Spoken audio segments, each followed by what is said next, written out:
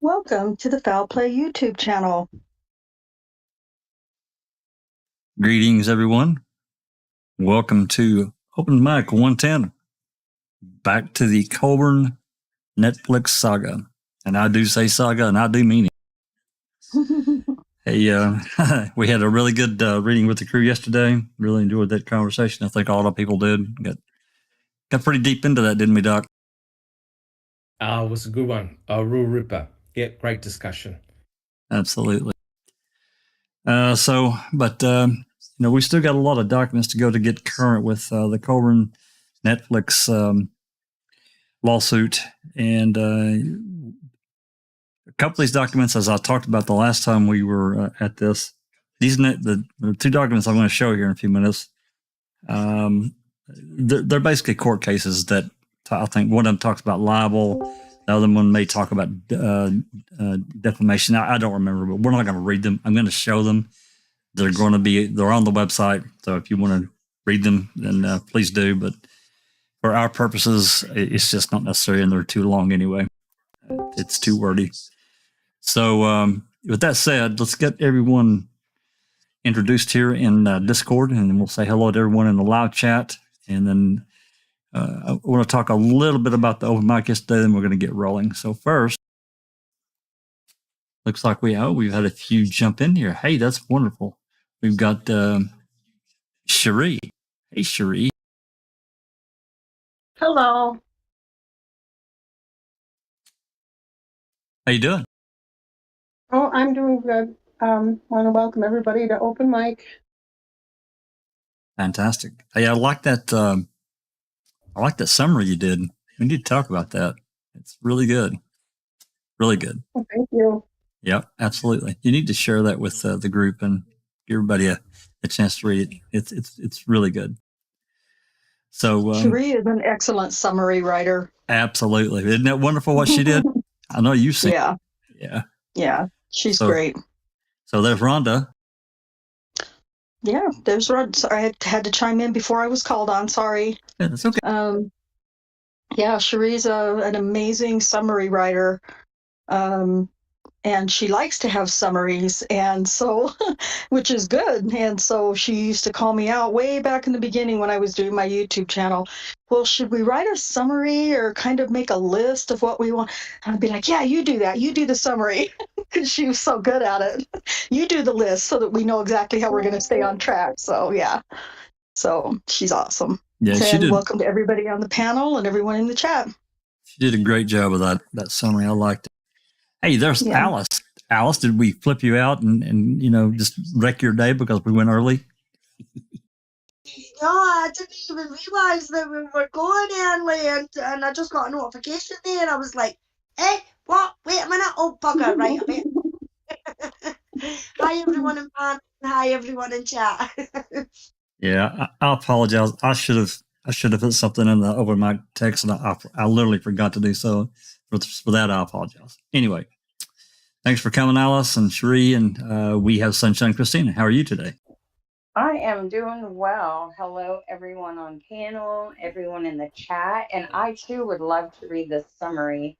And I've been trying to think of ways to. I needed that idea, so I'm so glad we're discussing that, because there's, I think summary is something we all think about, right? But we never really thought about doing one. So that's awesome. Thank you for that idea. It is good because, we tend to, and this is not a jab at myself or anyone else, but we tend to, because we're so knowledgeable. Doc said it yesterday. We're so much more knowledgeable now than we used to be. Right, Doc? Hey, Doc. How you doing? Hey, how's it going? Thank you, Jack61, and welcome everyone on the panel. And a big hello to everyone in chat. Yeah, it's great to be here. And just want to echo what Jack61 said. We had a really good discussion on reading with the crew. It was a very lively discussion. It was fantastic. Thank you. Yeah, it really was. But, doing a summary, it unplugs a lot of our going off, and I won't say it's really off the rails because it's not, but there's so much more that we can add to, specific paragraphs. And just doing the summary, it leaves that out, and it outlines what that person said, which is, in this case, Lisa Comfort and Josh Call. So I think we should present it one night on an open mic. If that's with your permission, Cherie, and talk about it, because I think it's perfect. I really do. So, Sounds good. Thank you. awesome. Well, we'll just plan on doing that. So next, we're going to say hello to. Looks like we've got several that's jumped into the live chat. So let's get to it. There's Rhonda SD, Jazz Nez. Hey, great job today streaming that for us, Jazz. I didn't get to participate too much because I had company, but I still listened in. Thanks for doing that. Appreciate it. There's T1, Donna, Oscar, the lovely super mod, Dark Side of the Moon. See how that prefaced that? Wasn't that nice? There's Andy B. Katie did it. There's Zama Lopez. There's Brother Yoras, Pete Moss. Going on up the list, there's Galataki. Please, all mods to all mods calling to Al Galataki. Sorry. There's Ali Softball Life. She jumped into Discord with us for a while today. Ronald Cass, Paul Ward. There's KK, Nan's Life. I know Maz is in here somewhere. I saw her earlier. Case 10 from some cornfield, and he's probably up into North or South Dakota by now. Colette. There's Neverly darling. Hey, Lady Neverly. I'm still scrolling. Passive Bear, thanks for coming. Gloria, thanks for coming. And Gloria, I don't know if I got Gloria or not, but if I didn't, there you go. Hey, thanks everyone for jumping. Hey, first I want to talk about the open mic where we read the state's reply. And there are a number of comments below that got added in by clearly someone that is a guilter, and that's fine. That's not the point of what I'm going to say. Doc and anyone else is here. We're not going to talk about this long, but I do think it's worth mentioning. The open mic, even reading with the crew. I think Doc would agree. It's an open forum as long as people are civil. And they keep we don't need any name calling or that kind of thing, and just being an ass towards other people because you may not necessarily agree with them. We don't all agree here, and we do it and we move on. That's just the way it is. We're just people. Otherwise, it'd just be a big old echo chamber, and we can't have that. We need that other side to stay true. We talked about this in depth yesterday during the reading with the crew. We have to have this balance, counterbalance. We need to face the ugly truths that are in the case and get them right on front of us, just like we need to face the truths that were withheld from the defense that were not shown to the jury. And that's a fact. Ken Kratz withheld that shit. So anyway, I just wanted to be clear. We want the other side comments, but please do your research and don't just say what happened in 2005, 6, and 7. Read further about things that weren't done or that were withheld. Those things do matter, no matter if it got said at trial or not. That's what I wanted to say. Now, with that, I want to let Doc, if he wants to comment, because reading with the crew is his and Neverly's podcast. So please, Doc, if you got any comments. Yeah, I agree with you, Jack 61. I think it's important that we do face tough questions, but when people and that's from both sides of the argument. When you give vanilla type of arguments and statements without doing any additional research, I really think that shows ignorance and trolling, which is not really good It's not good for anybody. It's important that you have an open mind, and that you do read widely, you take people's opinions into account. And at the end of the day, right, we are all here to find the truth, good, bad, or otherwise. It's clear that the state had a specific strategy, the way they went in, and the fact that we're now exposing those shenanigans that took place. It's really important to discuss it in an open forum. And I believe that's why the foul play community at large is very successful, because we're not one-eyed. We look at all situations, right? We have family members who come in, give their perspective, but yet despite that, we're not scared to ask the hard questions. Look at the documents, question the documents, so that it is important. But at the end of the day, Jack 61 and fellow panel members, it's important to show respect and tolerance to one another. To dismiss someone right out of hand just because you're a truther or a guilter, I think shows a big sign of immaturity. And I've faced that myself, where people were trying to determine whether I was a real doctor, whether I'd worked with DNA, whether I understood this and understood that. And when I confronted people, hey, I'm here, ask me what you want, people simply disappeared and didn't want to discuss it. That's really not the way to approach this. We're all doing this for free.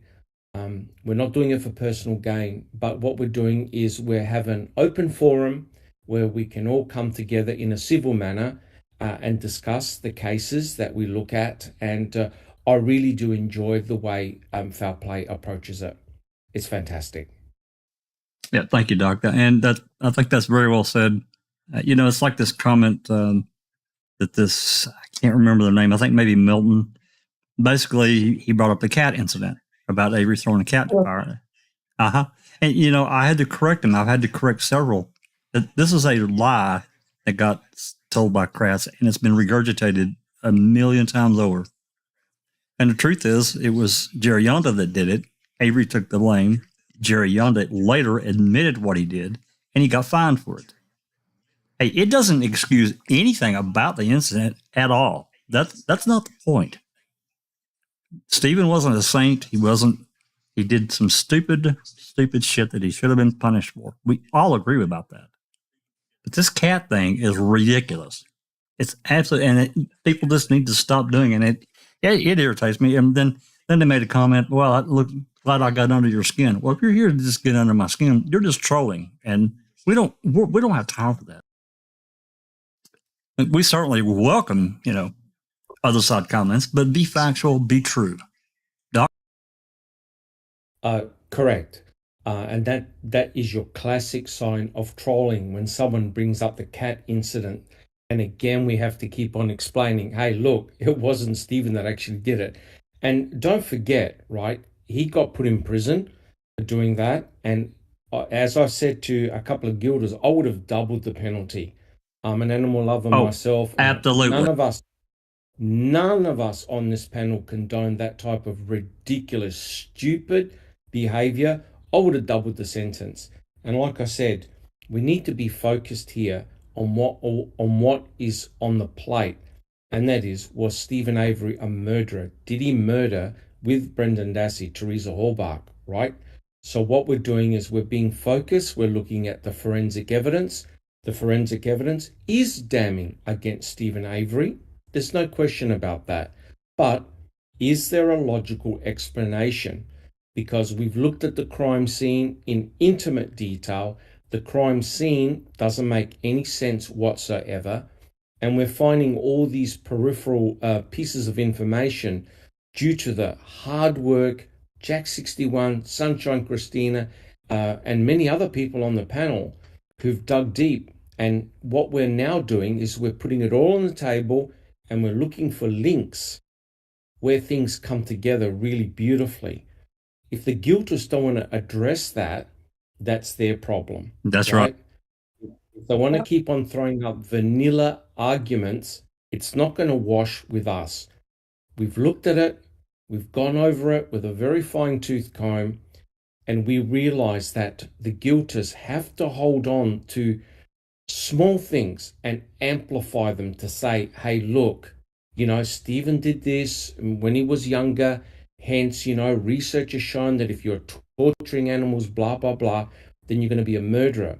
Well, if you saw that program, Don't Fuck with Cats. Now, Yeah. that individual there, my friends, is a true psychopath. Oh my And God. what that guy did and the way he continuously tortured animals, which eventually led to murdering and dismembering someone. Now that is a true psychopath. Stephen doesn't even rank on the scale as someone like that. So again, it's sad in a way that the guilters have to hold on to the smallest trivial things in order to paint a picture of what Stephen actually wasn't. And it's because of Stephen's background that makes him an easy target for law enforcement, guys. It was a singular incident. Singular. It happened one time when as he clearly later said, the wrong people, drinking, stupid, and I mean really, really stupid, bored, and did something that I agree with Doc. Sentence should have been doubled easily. I don't tolerate that whatsoever. I'm an animal lover myself, and it makes me sick to think these guys did that to any animal or any other. That's horrible. At the same time, whatever his part was, it was someone else that actually threw the cat. So anyway, Correct. Yeah. And the entire incident was self-reported. It was self-reported. That's right. I believe that Laurie, Stephen's wife, saw the incident as well, and she probably talked to the boys, and they actually went down to the sheriff's department and self-reported. And Stephen took the rap for what happened because his friend would have ended up in jail, right? So, don't stretch a bow too big, otherwise the string's going to break. And so it is a shocking incident. He went to prison. I would have doubled the sentence. Guys, don't be clouded by that. We need to move forward and, sort through the chaff and find the golden nuggets here. Well, and the reality is, Doc, it has nothing to do with the Halbach case or the depositions or the 85 case for that matter. That's correct. And remember what Mr. Kratz said about Stephen's exoneration. It's got nothing to do with the case here, right? Because what he was trying to do is trivialize it, right? Exactly. Whereas we don't trivialize the cat incident. We look at it, we discuss it, and we're all disgusted and shocked and ashamed by what Stephen and his buddies did. It's time to move on from there and just have a look at the murder case and just check that one out. Absolutely. Absolutely agree. And then, of course, that leads into, the whitewashing of what I feel, and I know others feel, Lisa Comfort and Josh Call tried to do in the state's response to Zellner in the court. It's going to take a little bit more time to absorb it. But again, I'm swinging back around to Cherie and her summary, and I really want to do an open mic and present her summary of what she sees from that reply. So let's plan on doing that here. I want to say soon, but as everybody pretty much knows now, we're moving probably this week. So I can't right now. I can't say for sure. I don't have a closing date and time, but hopefully it's going to be within the next few days. So anyway, I want to do that soon. With that said, hey, let me get this first document pulled up. First couple of documents actually, and we'll take a quick look at them. We're starting on document 328, and we'll look at 328 and 329. 330 has 21 attachments, and that's probably where we're going to be for the rest of the podcast. Some of them are pretty short, and we'll get them quick. Some of them are longer. So give me just 1 second.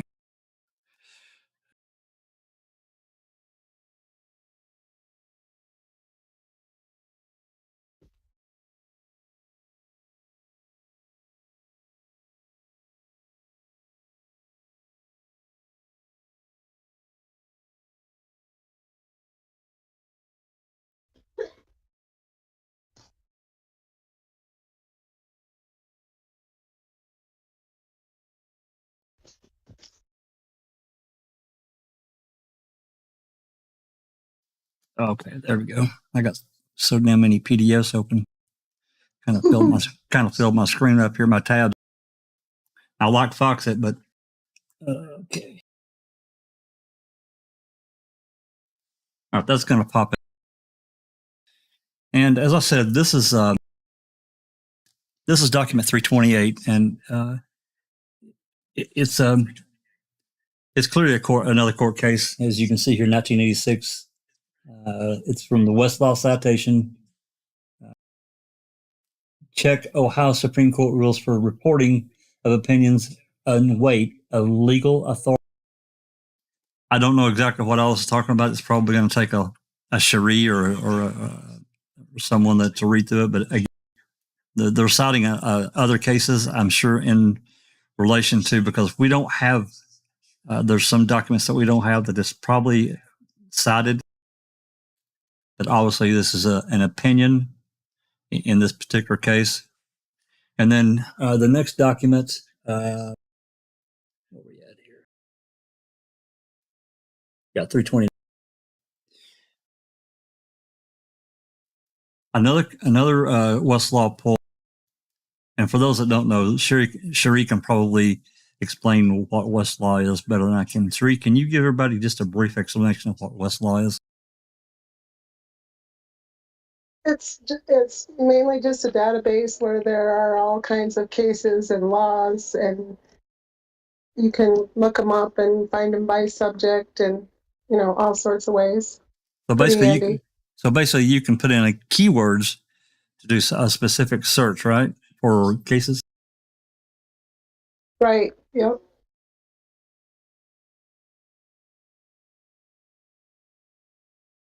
Soon. Yeah. And so it's basically, as you said, it's a database. So cases can get pulled.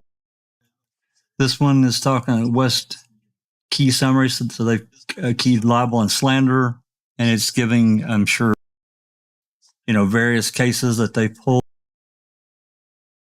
Do you need a subscription for that? I'm sorry, Cherie.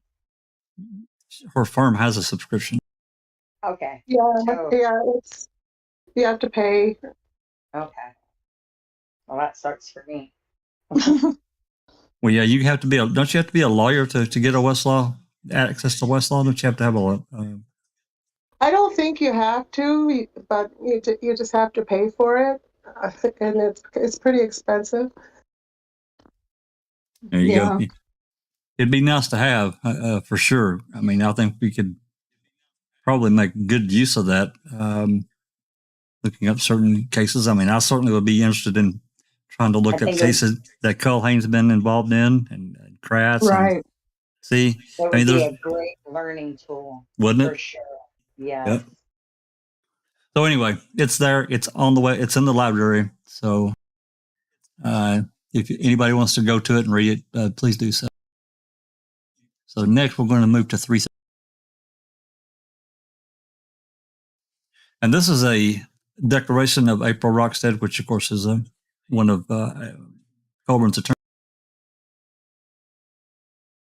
And in this, she's going to list out numerous of these attachments that we're going to be getting into.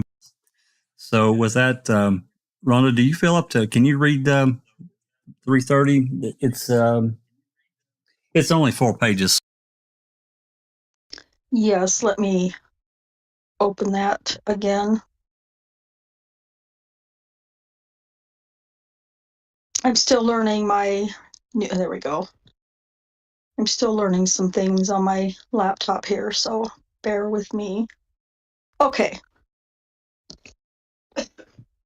Excuse me. Okay, Declaration of April Rockstead Barker. State of Wisconsin, County of Waukesha.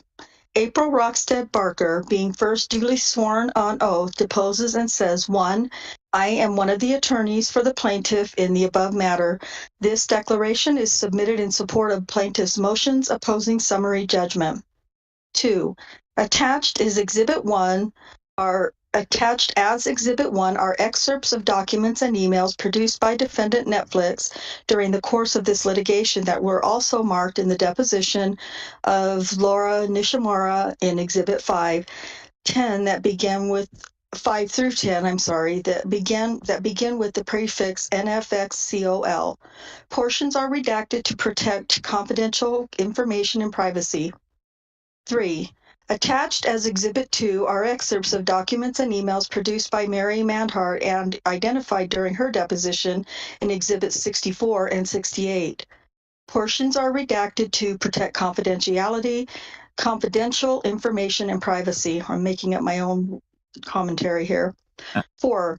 Exhibit 3 is a comparison video of showing raw footage produced by defendants labeled CHRM 867-1435 through 1505 versus Episode 5, Docket 1205 at 5531 through 5554.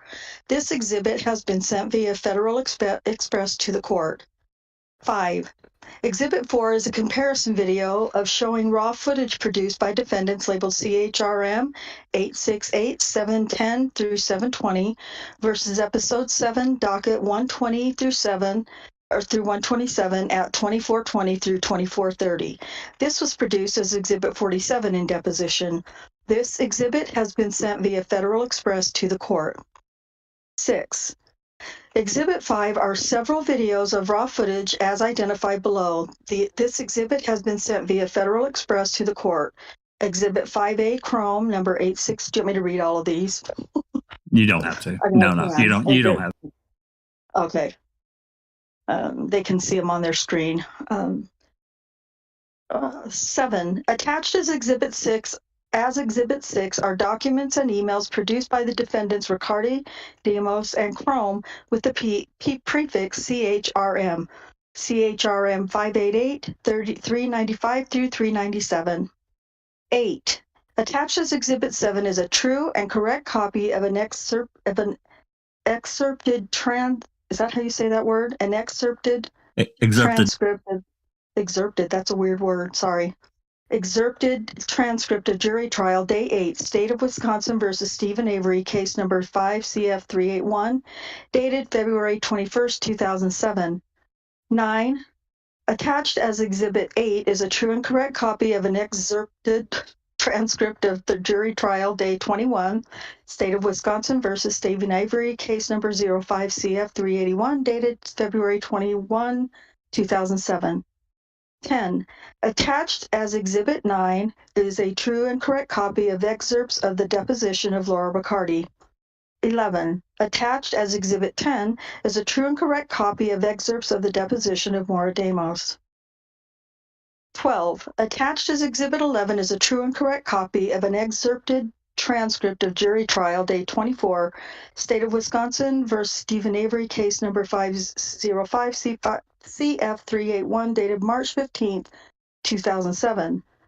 13. Attached as Exhibit 12 is a true and correct copy of an excerpt of the deposition transcript of former Sheriff Kenneth Peterson. 14. Attached as Exhibit 13 is a true and correct copy of excerpts of the deposition testimonies of Mary Manhart. 15. Attached as Exhibit 14 is a true and correct copy of excerpts from the deposition testimony of Andy Colborn. 16. Attached as Exhibit 15 is a true and correct copy of excerpts from the deposition testimony of Lisa Nishimara. 17. Attached is as Exhibit 16 is a true and correct copy of excerpts from the deposition testimony of Adam Del Deo. 18. Attached as Exhibit 17 is a true and correct copy of the transcript of jury trial, day 23, State of Wisconsin versus Stephen Avery, case number 05CF381, dated March 14th, 2007, including the beginning of closing arguments. 19. Attached as Exhibit 18 is a true and correct copy of the transcript of jury trial, day 24, State of Wisconsin versus Stephen Avery, dated March 15th, 2007, including the closing arguments. 20. Attached as Exhibit 19 is a true and correct copy of Exhibit 62 to the deposition of Maura Demos. Number 21. Attached as Exhibit 20 are defendants Riccardi, Demos, and Chrome's response to plaintiff's 6th request for production of documents. Number 22. Attached as Exhibit 21 are excerpts of the licensing agreement between Netflix and Synthesis. And it's signed April Rockstead Barker. There you go. And this one's not particularly, it's not dated for some reason, which is weird. Maybe it's at the beginning. See if it's not dated, but this is still towards the first of the month, first of November time frame of the fourth, fifth. I don't know, but it doesn't matter. So this is the plaintiff, and she's included a bevy, as Rhonda has just read out, various documentation. Now, I'm going to tell you, one of them I know for sure. I've looked through several of these. One of them is a full day of testimony, and we're not going to read it. Some of the other ones that are excerpts, we might read some of it, but we're not going to read through a bunch of trial testimony that we've already read a bunch of times. But we may read a little bit of it, get the flavor of what it's about and what they're trying to include. So with that, I'm going to get to document attachment 1 here. Let me close off this one. I'm going to close off. Bear with me just a second. I'm going to close off that one too, so I can kind of clear my screen. Yeah, okay, this will be. So this is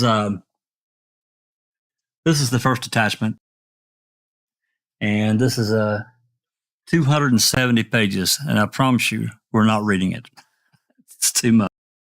It would be your all. Yeah, I mean, these are notes. As I remember reading through these. These are notes as detailed by the Netflix creative team. And you can see here, general notes. I mean, I'll just read through the first one here. American Murder Notes 9/29/14. So this is clearly September 29th, 2014. There was a feature on Radiolab in March with Penny Berenson and the Avery rape case. And he goes, it explains this case in 25 minutes and this notion of reasonable doubt. It was fast, succinct, just an FYI of how they all individual narrative in this series. Episodes 1 and 2 gives a link. It's a Vimeo, and it gives the password, which episode. I haven't tried that. Maybe somebody should try that, see if they can get in and look at it. Yeah. It gives the Vimeo link and the password. That's cool. Yeah. The documentary series plays as a compelling narrative, and to treat the episodes in that matter will allow us to thread the storyline effectively. Right now, both episodes lead in and end strong, but feel disorganized in the middle. The disconnect is the setup of the episode and where it ends. The beginning does not allude to what the character / episode will be exploring, then that needs to be fine-tuned. And then it goes on and gives general notes, and this goes on and on. And I'm sure that they're trying to use this as an effective foundation as to that Netflix was basically controlled Laura and Maura. I frankly do not believe that. They gave suggestions, but in the end, Laura and Maura, it was their baby. So, it goes into just some really fine detail. You can see it there, and it gives the hour the hour, minutes, and seconds there. So anyway. We're not going to read through this 270-page document. It's there. Anybody that certainly wants to dive in and do so may do so if they wish. But that we're not going to do that. Is there any questions before we move? Oh, I meant to say earlier, if there's any questions in the live chat, please put them in. We try to watch. I know Alice tries to keep an eye on the chat, close eye on the chat. Doc and Rhonda, we all try to keep an eye on it. If you have any questions, just put them in there. We'll try to pause and answer. So anyway, let's move on to 330, number 2. Obviously, this is a search warrant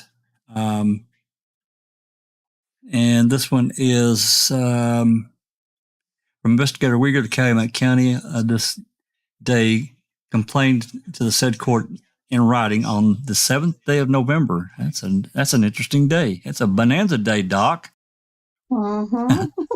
In said county, and upon a certain person named Steve. Yeah, it is a huge. So we've got these search warrants. They're not. This is nothing. It's hard to say what they're going to. I don't know what they're looking to get. This is when they were going for the buccal swab, not limited to saliva, blood sample obtained by the trained evidence technicians medical. This is the Avery warrant when they. Yeah, these warrants, if people, especially new people that don't know, the search warrants for all the Avery people that were on the Avery salvage yard that day, these were written on the 7th, which is really interesting. So there's that. So document number 3. This is an exhibit where Stephen Avery was arrested for possession of a firearm felon. It's got the statute number. Also, we know this was on November 9th in the afternoon, somewhere between 1:30 and 2:30. I don't remember the exact time, but it was after he gave his DNA and palm prints, fingerprints. And as you can notice, it says indicate restrictions, hold to court, no calls. What? Mm-hmm. No calls? Isn't that illegal? Yep. Oh. Yep. Because if I'm not mistaken, they also refused to allow his attorneys to see him that night. That was an all-day affair. Glenn or Kelly one finally got in to see him around 8:30 that night, I believe. Yep. Finally. It looks like this was written at 5:03, and they weren't allowed to. Yeah. It was ridiculous. Absolutely. So then Exhibit 4. Nothing. Well, it is and it isn't. This is where we get into what we discussed several open mics ago. We've talked about it a little bit since. This gets into the camera A raw footage that's been sealed as proprietary evidence. Obviously, the plaintiffs have it now, and they're detailing, as Rhonda read through the declaration, they're detailing this footage as compared to what's in the episode, and that's what that is. And this is all it is. As you can see, it's a 1-page. All right. And so I think the next one might be the same. Yeah, I think all the way to 6 are the same. Yeah. Yeah, something like that. Same thing. Another comparison video showing raw footage is produced by the defendants, labeled as Chrome. It's got it there. So, and then number 6. This is the list of several videos of raw footage as identified below, and it gives what they are and how many seconds. Again, provided on flash drive because they don't want it in the cloud. They don't want it anywhere that is accessible from outside the court. And then Exhibit 7. This is so far all I've got pulled up. We'll get more here in a minute. And obviously, this is Exhibit 7 from the trial. I guess it's got Exhibit 7 right at the top. Anyway, this is January 31st, 2006. To the jail staff from 801. 801 was Poggle. That's his badge indicator. In reviewing phone conversations, it appears that Stephen Avery is becoming more anxious and desperate with not having been released on bail. God, guys. Additional charges may be filed in the next several weeks, which could add to his stress level. How the fuck could Pagel know that? How? Mm-hmm. Right. I am suggesting that jail personnel and transport officers be even more cautious in dealing with Mr. Avery in the future. If suicide information is obtained, this will be relayed to all personnel. If you have any questions, please feel free to contact me at any time, Sheriff Poggle. To me, that's foreshadowing of something that I just don't see how he could possibly know. I just Yeah. Yep. and yep. Okay, that's all I've got pulled up so far. Give me just a moment. I'll turn this, and we'll pull up several.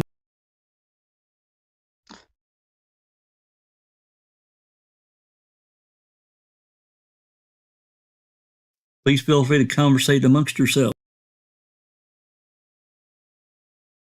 Oh, looks like 8 and 9 are transcript excerpted. That was weird. Yeah, I looked it up. I had to look it up because I had never heard of that word either. So I guess it's like the past tense. It is used, but it's not used very often. Yeah. One thing that stood out for me, I got a call, so I kind of missed a little bit. So the entire, all of those clips, I did quick math in my head, are less than like 3 minutes. So we're talking about less than 3 minutes of video that the crux of this case is that his complaints are on. And I find that interesting in a case where they have edited out the truth for 40 years, you know? Mm-hmm. Yeah. Well, they excerpted what they wanted. Mm-hmm. Yep. I was looking on Reddit earlier, and AJWD jerk off guy, if y'all are familiar with him, he said something, and I commented. He said, but in this case, there's no reason to believe any helpful evidence was withheld. Now, how can anyone actually say that with a straight face in a case They where can't. they had They can't. wrongfully convicted him before? He Yeah. he knows better. He knows better, and it's all this deflection and whitewash. Oh, that shit don't matter. So what if it was withheld? That wouldn't have helped him. Come on. Right. Yeah. It's just ridiculous. It really is. 12. I'm gonna pull.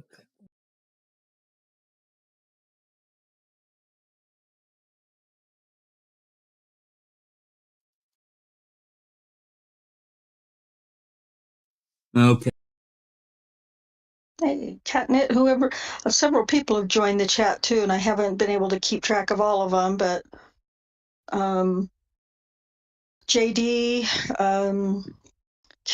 Catnip, and Cat, the I'm not lovely sure who. cat. Yeah, one of our new mods. Yeah. TTM Fangirl is here. Cher is here. Pete Moss, Kelly McAlien. Nice. Yeah, several have popped in. So welcome, welcome, welcome. So what I've got pulled up first, this is Exhibit 8 in their list. And obviously this is an excerpted a portion of the trial of day. I'm going to take it for granted. Yeah, this is Colborn. I'm pretty sure his testimony. So let's. Yeah. Yeah, I think that's right. So let's read a little bit of this here, just to get the flavor of what they're talking about. So I know that the reason they included this is because they're trying to compare what he said on the stand versus what's in the documentary versus what's on the raw footage. I know that's why they did it. In effect, I mean, it doesn't really matter. They didn't change anything, but you know. Yeah. So, Alice, are you able to read or no?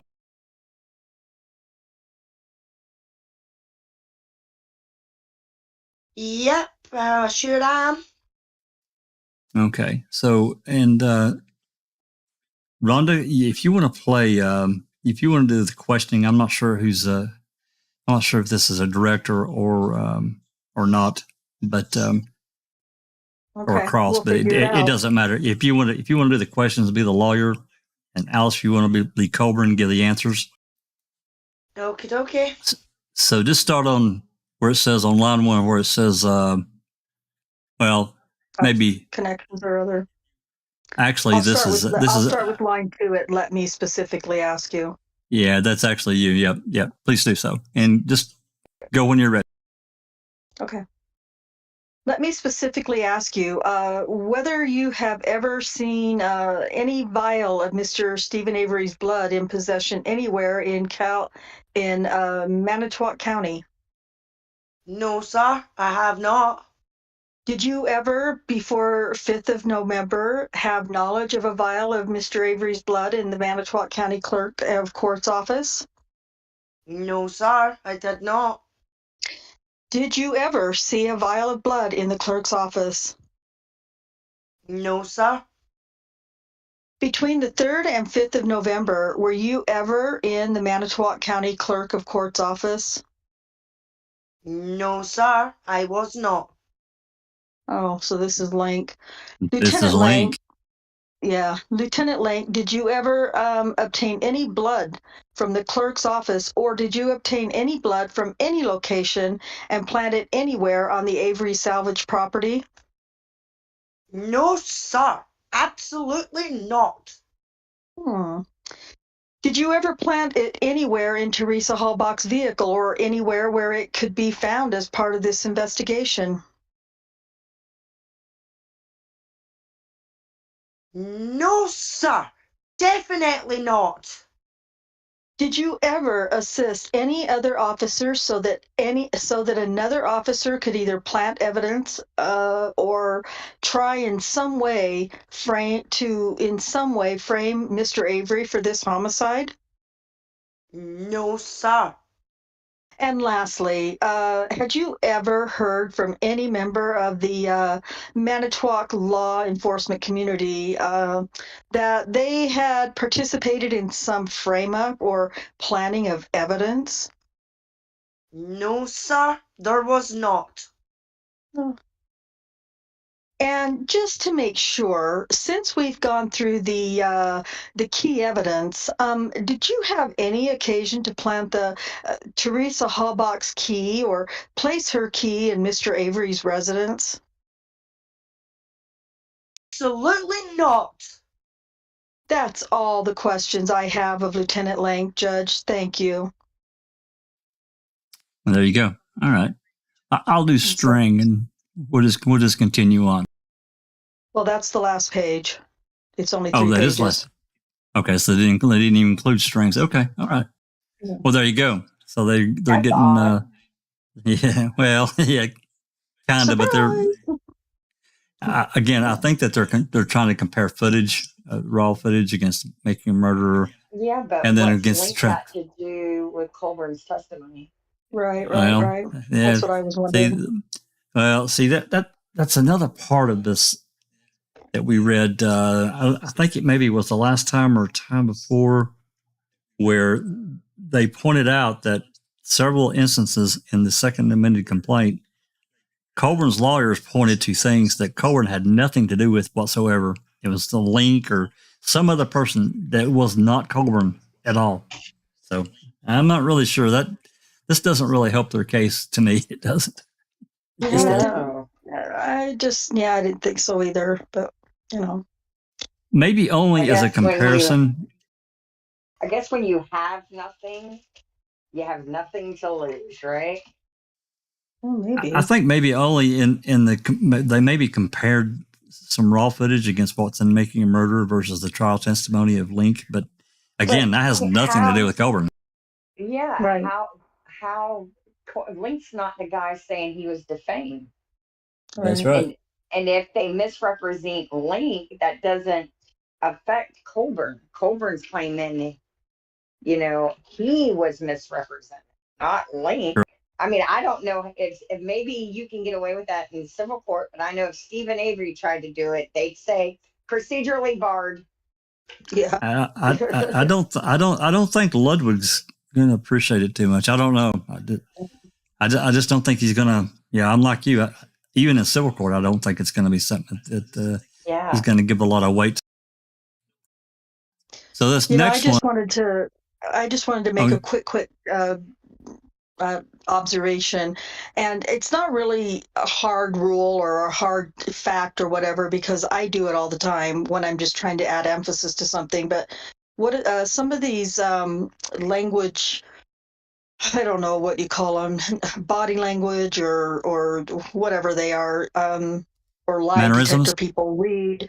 Yeah, they often say, and I've heard many of them say it, that when you use the words absolutely and definitely, those are often signs of untruths, using the words absolutely or definitely. And I've heard other attorneys say to, in different YouTube videos that I've watched and whatnot, that they've told their clients, don't say absolutely, don't say definitely. Those are often seen at times as signs of lying. Now, again, like I Deceit. said, that's not really deceit. Yeah, that's not really fair, because I do it all the time when I'm trying to add emphasis to something, and they even say that.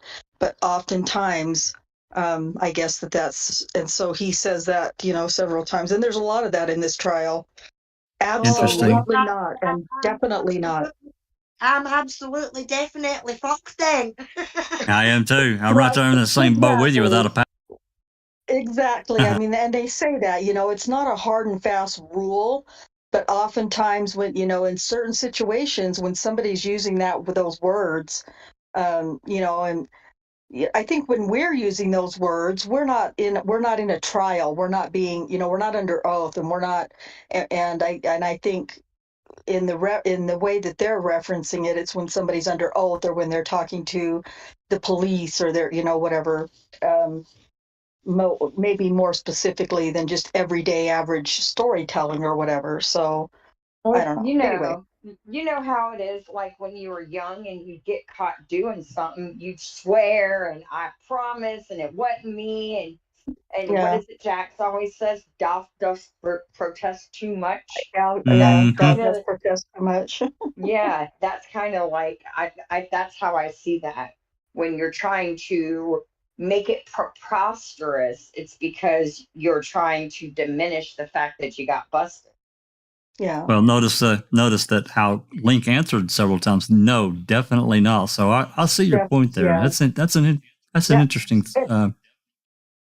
Yeah, and that's just what I was, that's where he's saying it under oath, and then I know that Colborn did it under oath, and a lot of people do. A lot of the witnesses did and do, or whatever. And I'm not saying that. So it's not to be, it's to be taken with a grain of salt, but I think it's in some situations, and from what like I said, for, attorneys have mentioned to clients, try not to say absolutely, try not to use the word definitely, because, it doesn't always go over well. Viewed as, could be viewed as being deceitful. Yeah. Right. Interesting. Oh, so, anyway. Right. Thank you for that. Yeah. Oh, you're welcome. Right, so, absolutely. Damn it. So Exhibit 9 is another excerpted from day 21 of the trial. I'm going to tell you, I don't know who this is. I don't know if this is. No. Let's see if we can see it here right away. See if we can figure it out. Yeah. Well, why don't we just do the same thing? It's String for sure, and and the defendant, whatever the hell that means. Well, I guess we'll find out. Oh, okay. Yeah, they're talking to. It looks like they're. Because it looks like the judge is asking Stephen, Mr. Avery, do you understand? Blah, blah, blah. So okay. So why don't you again do the questions, and Alice, can you give the answers? I'll do the court. Yeah, okay. Sure. All right, I'll start us off here with line 1 on Mr. String. Have you raised this issue with your client? I have raised it with Mr. Avery. That is, Mr. Buting and I both have jointly several times, probably beginning before trial and during the trial. Thank you. You can move the microphone over to Mr. Avery then. Oh, okay. This is Avery speaking. Mr. Avery, do you understand that you have a constitutional right to testify in this case, if you wish? Yes, I do. And do you further understand that you have a constitutional right not to testify if you? Yes, I do. You understand that the decision whether to testify or not is yours to make. Yes.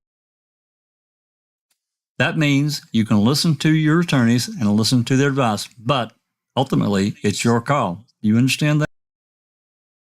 Yes, I do. Has anyone made any threats or promises to influence your decision? No, they didn't. Have you thoroughly discussed your decision with your attorneys? Yes, I did.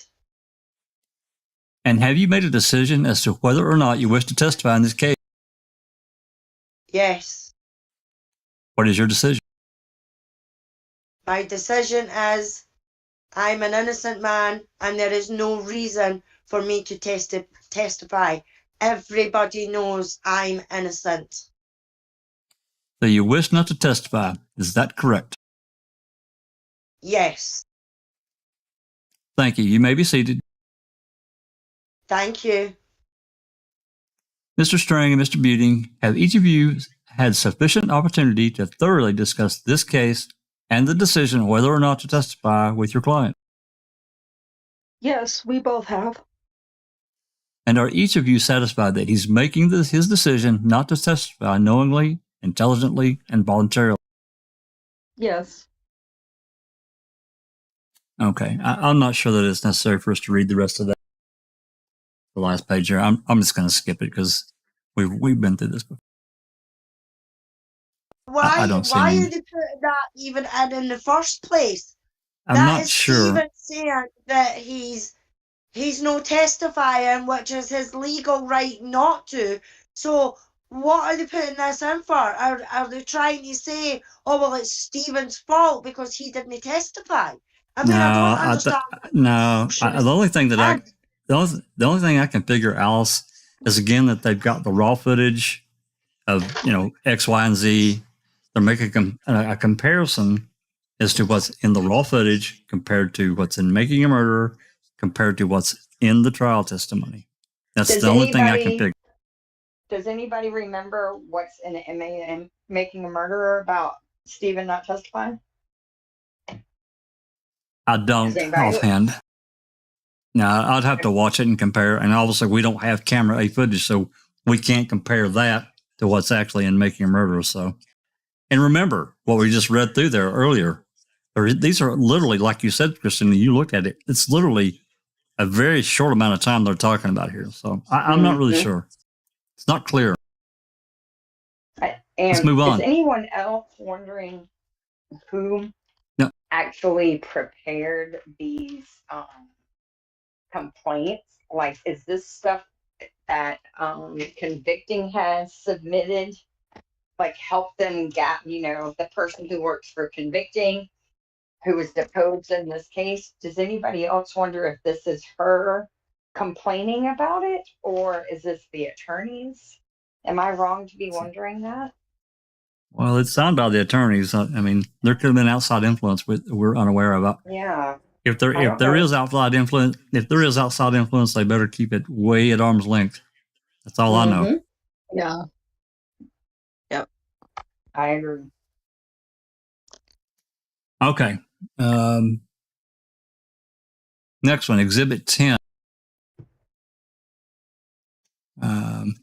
Alice, can you read that out? This one up?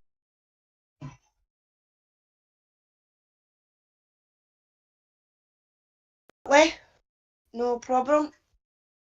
2 jail staff from Lieutenant John Burns. Regarding and it's just John Burns, but read the date up there. 02/15/07. John Bryant regarding Stephen Avery. Sheriff Pagel has ordered that Stephen Avery be handcuffed while in the secure hallway When escorting him to court, restrain him prior to opening S5 and remove the handcuffs prior to entering the courtroom. When returning him to jail, restrain him after leaving the courtroom and remove the restraints prior to placing him on a holding cell. Jesus Christ, why? What is You the know what I point of that? Because that's a common practice during a trial. I mean, how No, many I know trials? what they're going to do. I know what they're doing. Jax is right. So I bet you they're trying to say because they didn't show Stephen Avery handcuffed the entire time, they gave the appearance that maybe he wasn't guilty. Do you really think they're going to try that? Like, But let's they say were. instead of Nah, showing him being escorted with handcuffs on, they showed him being escorted without handcuffs on. Are they But really that's going common. to? Yeah, I know. Sorry. Both of them are, right? Neither one of them have anything to do with innocence or guilt. I don't I'm not really understand sure. why. I'm not really sure why they included this as This is an exhibit. weird. I don't really know why she did it. It doesn't. Again, it doesn't really make any sense to me why she would include this. It has really Yeah. nothing to do with Colborn at all. I don't. What a Huh. waste You of. know, Hopefully, and in there's going to fact, be a document explaining what all this is for, right? I hope so Well, because I scanned them, but I haven't read all of them. A lot of this is cold for me, so because there's just too many, and we're Yeah, I just don't understand why this is even in there.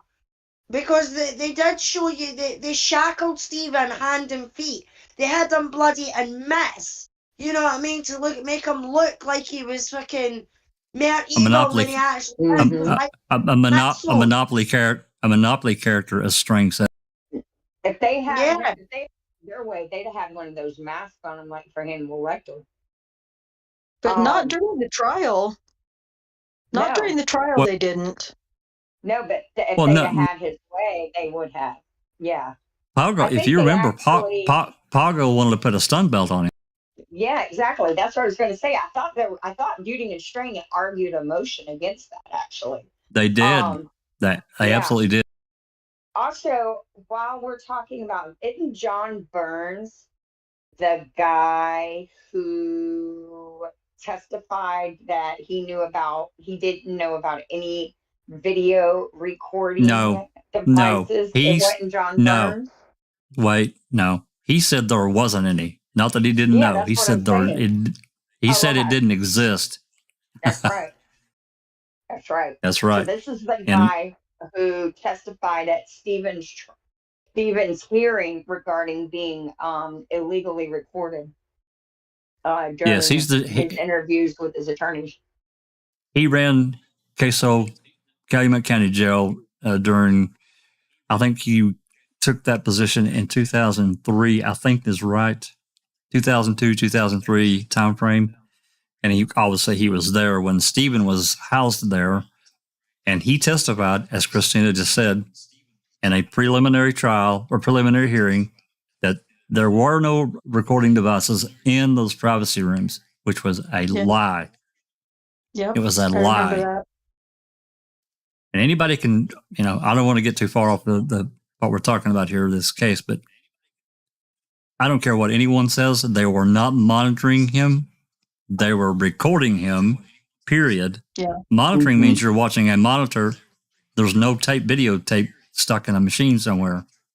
It's monitor and move on. It's not memorialized.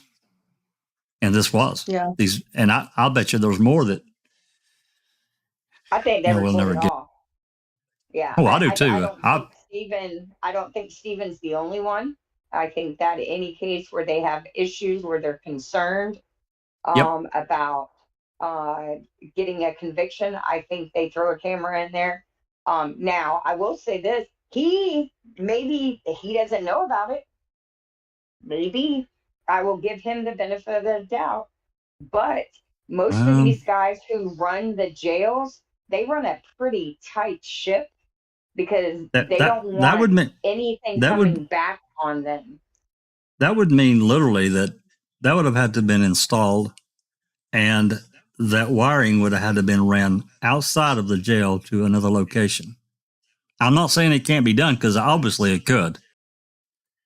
And it would completely bypass any jail personnel, which that really goes against any kind of freaking monitoring, right? Yeah. So- Well, they could have had a small camera hooked to some kind of recording device. Somebody could have just stuck it up there, knowing when Stephen was going to use the room to meet with his attorneys. They could have put it in there, because they check the room before they bring the attorney and the inmate in for weapons or drugs or anything, and then they check it when they take them out. So that person, theoretically, hypothetically, if you got a jail guard, you could slip it to him, have him throw it in the ceiling tile, pull the camera down, one of those little fiber optic type cameras, pull it down, and then pull it as soon as he leaves, theoretically. But that seems a little high tech for Calumet County. You know what I mean? I think it's just much easier to have a secret camera that they don't talk about, where they put the inmates that they want to record the call or the interviews with their lawyers with. I think there's a certain room they put those people in. Like everyday Joe Schmoes who are sitting on, dime bag weed charges, who meet with their attorneys, they don't care about. But when they have high profile cases like this, or cases where they're running a scam, I think there's a certain room they put them in. That's there's two at that time between 2005 and at least 2007. I don't know about afterwards. There were two privacy rooms that were used for attorney, clergy, law enforcement, various people that had access that didn't have that could bypass talking through the glass. Those calls were recorded, as we know, the jail visits. So they got to bypass that and talk directly to the defendants, whoever's being housed at the jail. So there was two privacy rooms.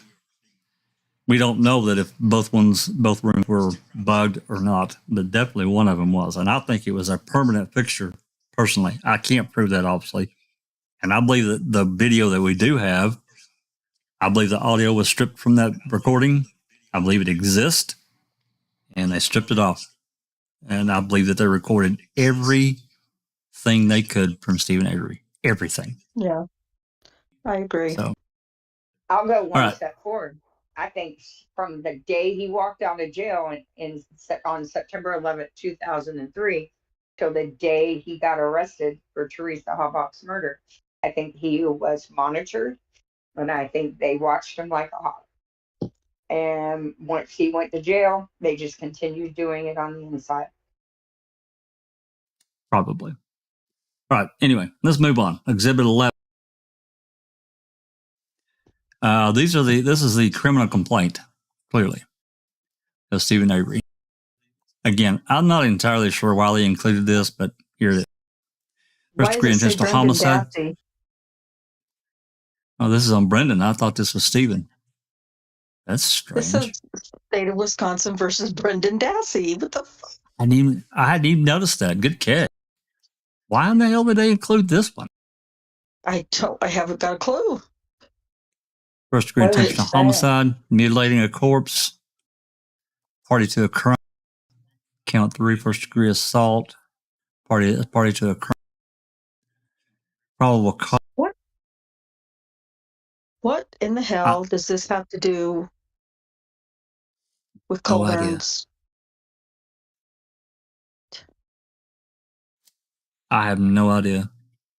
And to be honest, I have not read this. This is I haven't either. I haven't this either. is a 7-page document. Or Huh. mm-hmm. Interesting. This is the probable cause complaint, it looks like. Yeah, of Brendan. Was this a Brendan, mistake? right, exactly. Was this a mistake? Did they list the wrong Hey, criminal complaint? Go back down. Or go back You mean down. I'm sorry. you mean up? Yeah, okay, just stop right there. 224.12. This is post conviction. What in the hell is going on? Mm-hmm. This is Brendan's post conviction stuff. Why? Why would they include this? What is this? I don't know. Something's fishy. Well, duh, but Yeah. that's weird. Rotten apples and stinky cheese. Stephen Avery Don't then escorted understand. Dassey into the Stephen Avery's bedroom, where Dassey observed Teresa Halbach lying face up on Stephen's bed. Dassey indicated that Teresa Halbach. I don't get it, guys. You are not alone, my friend. You are not alone. Behind the Magic says, we like these kinds of mistakes. Yeah, we do, but Mhm. I don't get Yes, it, but they there do. it is. No, This is exactly. Hey, Brendan has got nothing to do with I have fucking the never read Netflix this. case. Nothing to do with the Netflix case. So why are they putting Brendan's rap sheet? Because that's what it is, because that's everything that he was convicted of. or charged Why are with. they And look- putting that in there? Yeah, charged with. Yeah. I I don't know. I don't I don't know. We'll have but to we'll have to put a pin Okay. on that one, and yeah, for real. So Crazy.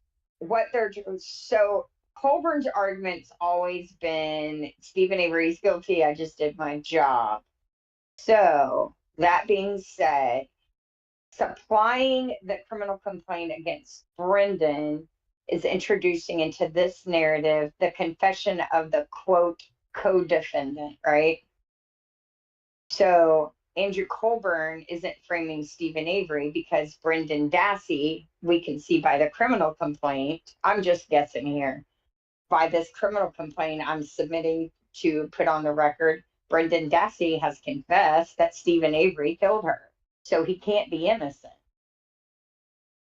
Is it But really that? Is that what we're? I mean, that's the only avenue I see for But this using case isn't about whether Stephen is innocent or guilty. This is That's about right. whether. So that has nothing to do with the Netflix case. And Just more That's- importantly, we can't forget that Brendan Dassey retracted that confession, and Netflix clearly shows that he almost was released because a large majority of the Wisconsin justices found it to be a false confession. Yep. So Yeah, I'm not it's really interesting that sure. they're putting this in. It really Interesting. I is. don't know. Yeah, this is Ma- such a maybe- weird one. Maybe we'll find out at further on down into these attachments. I don't know. I don't remember seeing anything. That doesn't mean anything. Anyway, let's move on to this next one. I do think we can probably glean something. This is from the closing argument. It's continued, I guess, from the day before, from day 24. Yeah, you remember that, don't you, Rhonda?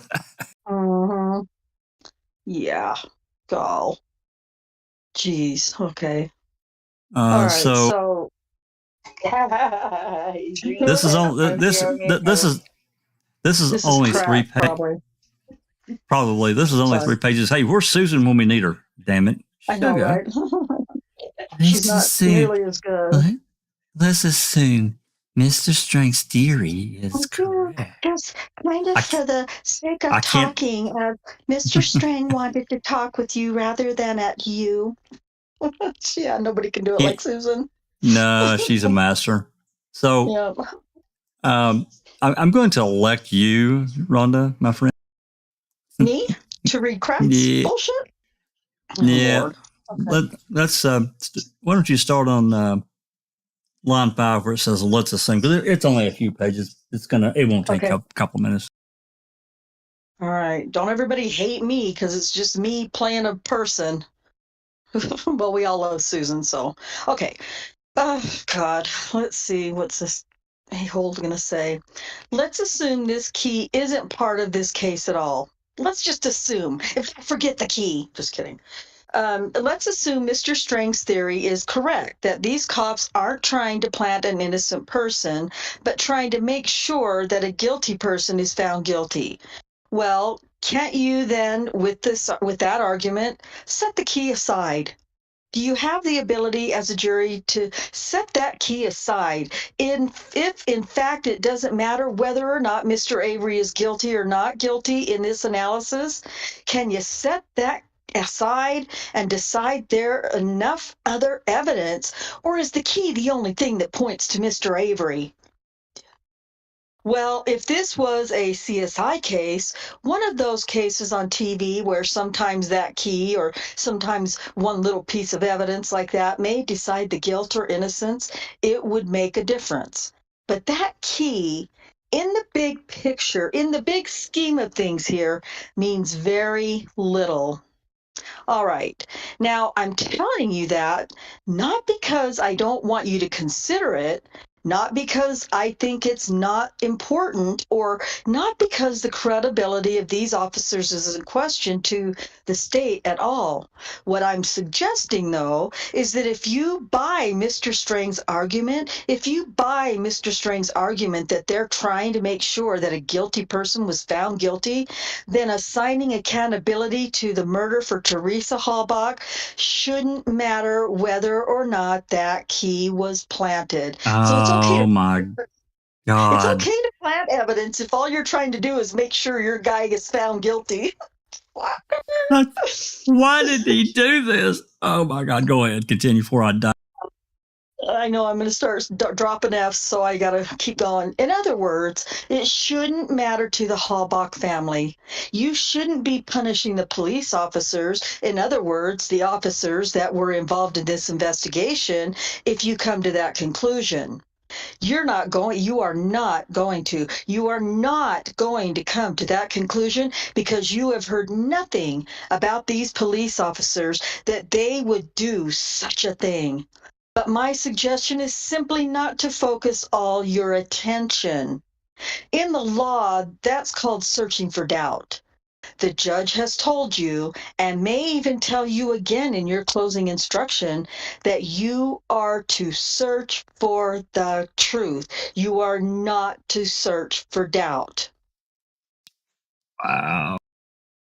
What an That was, asshole. why would they include that? Because this clearly shows Kraft's running from that key. Can we just set this out? Does it really matter these cops planted a key? Really? Yeah. Just because they thought that. Go ahead, Christine. I just want to say, I will never. There is a reason he uses the words assigning accountability for the death of Teresa Halbach. Why didn't he say the man responsible for brutally murdering her? You know what I mean? I've always found that phrasing very telling about what's going on in this case. That's all I want to say. That is not how a prosecutor talks in a first-degree murder trial.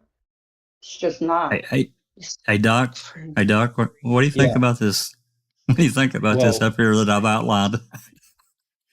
Well, I just wanted to say that this, I don't know whether he was high on crack or cocaine or both, but that's, you have to admit, that's the most bizarre thing to say in a closing statement, whereby you're literally giving a free pass to the defense by saying, hey, look, yeah, okay, the key looks really suspicious, and don't worry about it. You can bypass the key. It's all the other preponderance of evidence.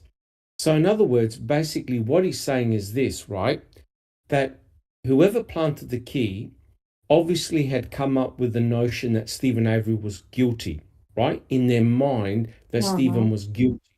So in order to secure a conviction, these fine officers decided, well, we want to make sure that Stephen doesn't get away on a technicality. So what we're going to do is we're going to plant evidence to make it look like he's guilty, in other words, to secure a conviction. Now, this is bizarre and frightening because it means that if those fine officers at Cuss Road, if they'd found all this forensic evidence and thought, oh shit, we believe Stephen Avery did this, Now let's plant all this evidence back on the property, and I'm sure we're going to secure conviction.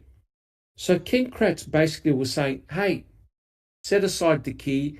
It's the preponderance of all the other evidence. However, if you plant one thing, then everything is suspicious.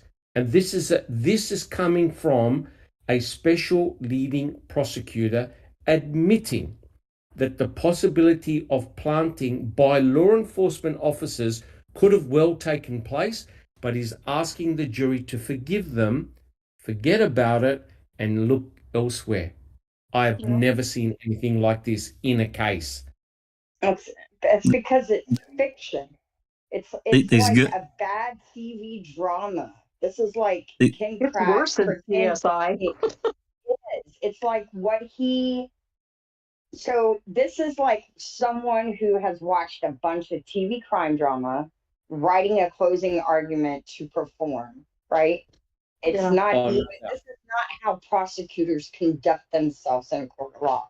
Even in the Jodi Arias case, wow, what was his last name? Martinez. That guy wasn't that bad. This is terrible. This is These good bad. These good and decent men, Doc. Good and decent men. Good and decent men.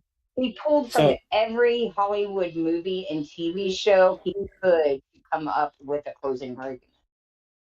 So, you know, on the one hand, if we're being just serious for a second, on the one hand, you have Norm Garn, Fallon, and Kratz, who are absolutely lambasting the defense, saying, how on earth do they have the nerve to point a finger at the law enforcement officers? And as Jack 61 said, good, honest, decent men.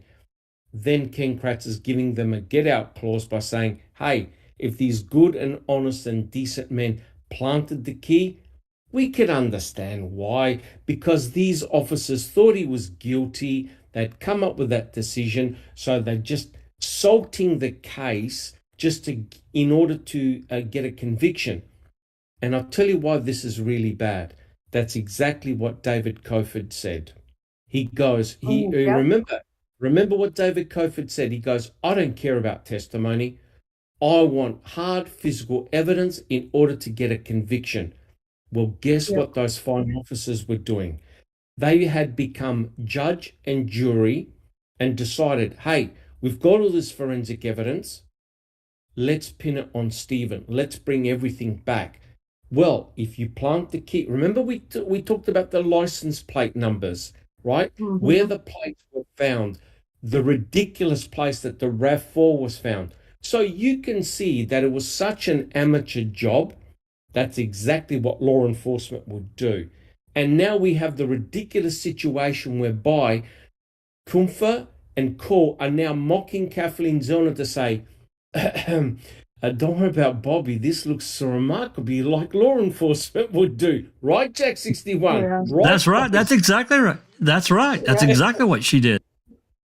And they're basically saying, you know, the cops, and of course, this is so far outside the bounds of their charge and their authority. Their job is to collect evidence, not to plant it and then say, hey, we thought this, it's egregious. It's ludicrous and it's ridiculous and all those other terms. Yeah. Correct. And we've got the crazy situation whereby Colborn is trying to say, okay, look, I was defamed by such and such, but look at the shit show that we're getting here now, right? Why is Colborn using all of this information? The judge is going to look at this and say, listen, what specifically are you claiming here, Mr. Colborn? How did this show affect your life, right? So if you don't have specificity, the judge is going to come down hard. Yeah. But this is actually even worse in my opinion, of course. I mean, why would they point this specific thing out? Kratz is saying, hey, these guys planted this key. Colborn was there. Why would they include that in this? Yeah, it just. I don't get it. I really don't. It just to me, if I was like just not that I'm not a layman, but if I were just reading into this cold, I would go, wait a minute. I thought your whole problem is that you feel like you've been villainized and that you've been accused of planting evidence. Well, your fucking DA, special prosecutor, just said it in his closing fucking argument, and you said it right, and you put it in here as an exhibit. You admitted it as an exhibit. He just threw you under the bus and drove over you a couple times. Yes, Correct. I don't understand. Correct, just Rhonda. And it was Mr. Kratz that opened the door. He opened the door to the planting scenario. And you know what? People like Mr. Colborn would have been turning red, black, and blue, thinking, wait a minute, the special prosecutor has just now opened the door to what I'm trying to argue against. I am arguing as an officer saying there's no way that I would plant the key. And now the special prosecutor in the closing argument is now saying, please forgive these fine officers. Thou not knoweth what they were doing. Yep. Can you believe this head scratcher of a case? I know. It's crazy. Oh, hey, speaking of Kratz, I wonder where Susan. Oh, wait, there's Susan. Good. Hey, Susan. Now she shows up. Yeah. Just kidding, Susan.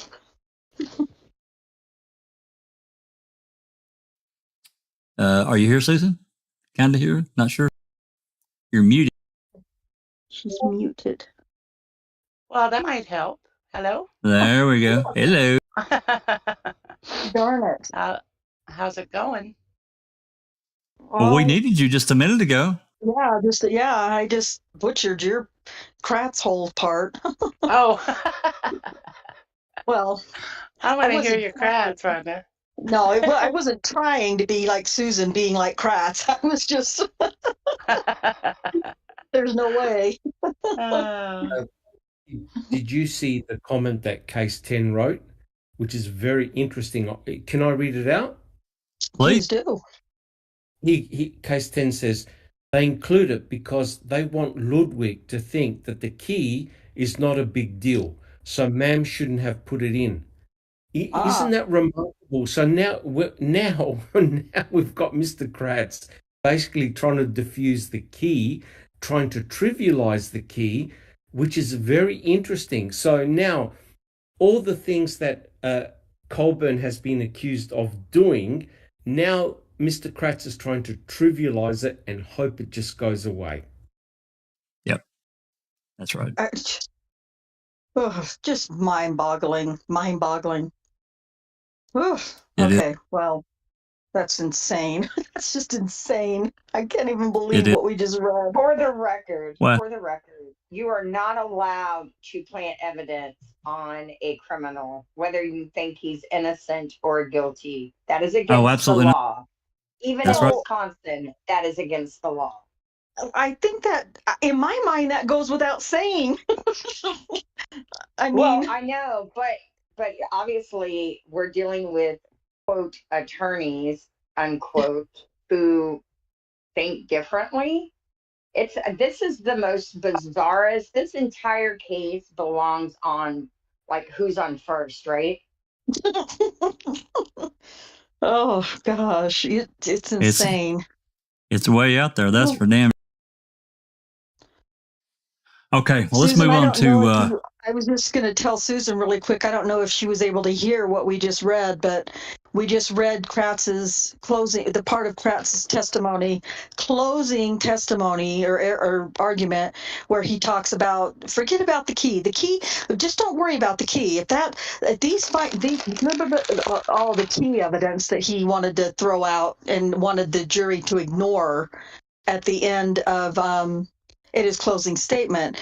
And so we're just discussing, why the hell is that in the Netflix documents? Right? It's bizarre. Yeah. Okay. And the attachment prior to this one was a criminal complaint of Brendan Dassey. Yeah. Not Stephen, Brendan. What? And I don't know. Yeah.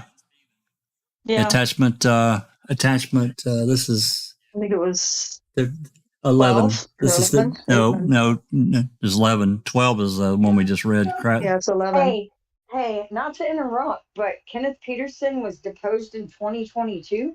Y'all see that on the screen? Oh yeah, yeah. We've already read some of his. I missed that. For this case, Yeah, Anything we've already interesting? read. It's Ken Peterson. You know, you just have to take everything with a grain of, well, actually a shaker of salt, not just a grain. Nothing mind shattering, I don't think. But yeah, we've got another deposition here. This is I'm going to assume this is stuff that has not been entered before, and we've only got 6 pages. Well, actually, it's probably going to turn into 5 because Yeah. that's the front one. So, This is Kenneth Doc, Peterson. Yeah. yes, this is Kenneth Peterson. Doc, are you able to read? Is it a long deposition? No. It's only 4 pages. Yeah. Okay. I'll try my best, but if I've got to go, I've got to go. But I'll forewarn everyone. Which one would you like me to read? The answers or the questions? You can do the answers, and we'll let Susan. Can you read? as soon as I finish crunching this chip, yes. Well, you get that thing crunched away. You can read. You can be the lawyer. I don't know who the lawyer is here. So you start on. Line you can 2? start on line 3. Yeah, you can just start on line 2, Doc.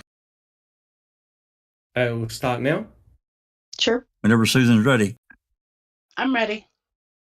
It's own Standalone department that encompassed different groups, including the sheriff's department, but also things like the fire department. Yes. Okay. Do you have any experience with the way those dispatch records were kept in the early 2000s? You mean in a call logger or dispatch sheet when they dispatch vehicles to scenes or whatever?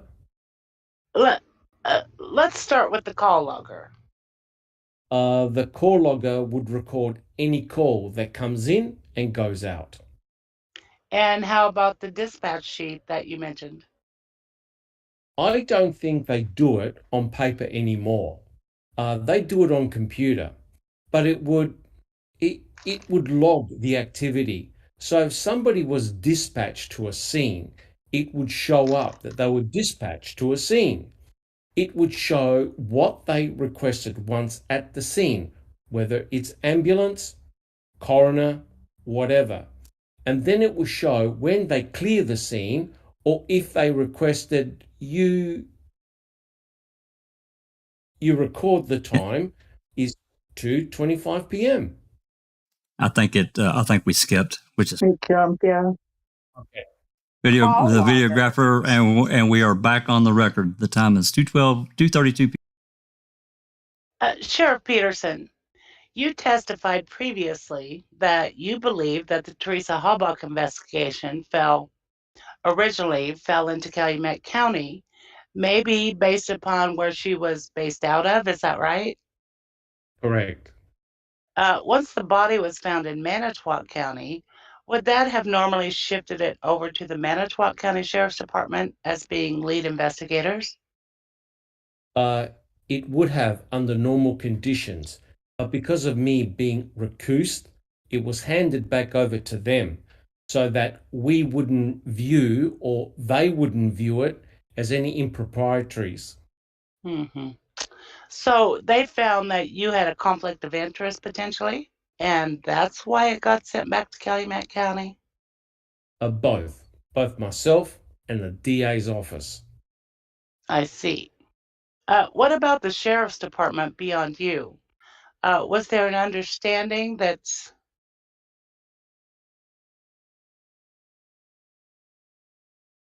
Yeah, scroll. You're lagging because it's Okay, that there was some conflict of interest that the Sheriff's Department, Manitowoc County Sheriff's Department had? Objection, Foundation. Not that I'm aware of.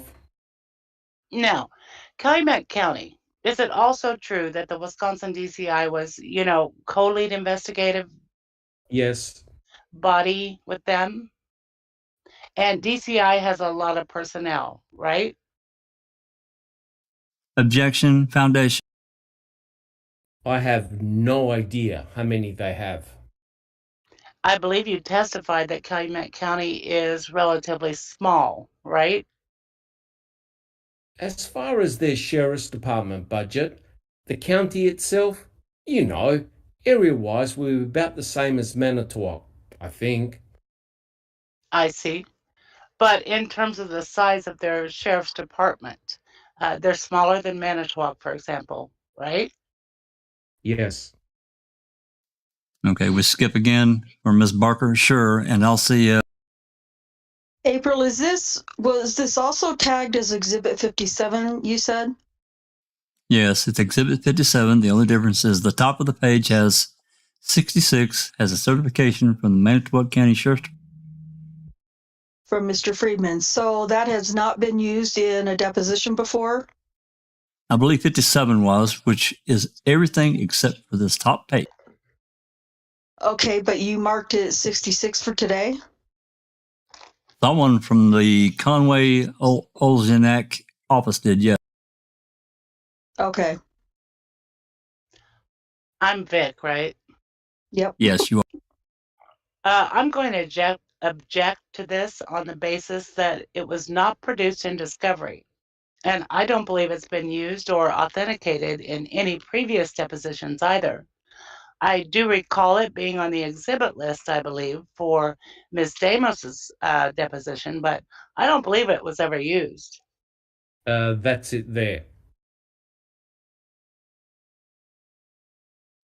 I think it was actually used. Yeah, Exhibit 57. It's the same thing, except it has a certification. We could use that page right there, that 57. It's fine with me. Oh, I'm like live. It just scared the shit out of me again. 1 second, please. Okay, it's out. You're so funny.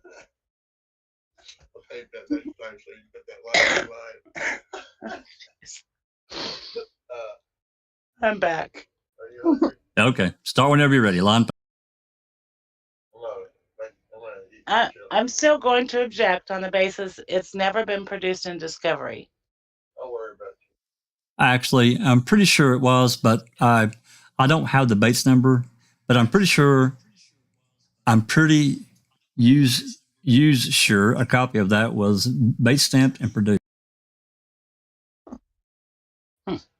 I don't know the answer. I've made my objection. Sure, okay. And so my question No, now it's Ms. Barker. Oh, yeah, I'm sorry. it's Barker now.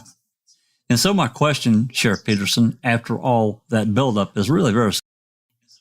Is this document a copy of, or strike that? Do you recognize this document as a type of narrative dispatch log from Manitowoc County that was used at the time you were sheriff of Manitowoc? Yes. Okay, that's all I have. Wow. So clearly they had a clear flub. They had a big flub up during their deposition about some goddamn document. Okay. Interesting. What the hell? Yeah, that was weird. What the hell was all find it that? weird. Yeah. So this is a dispatch log that was never submitted. That was on an exhibit list, never used, and then they pull it in for Peterson to verify. But it sounds like I well, want to see you're it. well here. I don't know if they're talking about Right this or there. not. Doesn't mean I'm going to, but I want to.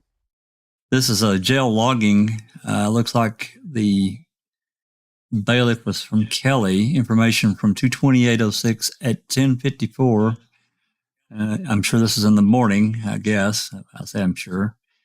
It says 801 and 700 talking to above, which is Stephen Avery at 10:30 hours. Yeah, that's in the morning. Mm-hmm. Yep, that's the end of that document. That's document 14. So I'm going to have to close this, and we'll dredge up some more because there's plenty. Well, I say there. Oh, yeah. This goes to 21 exhibits. So I know that there's more depositions coming. So give me just a moment, guys. Ooh. Okay. Oh, this must be. Sorry, I'm talking to myself. To everybody. You're okay.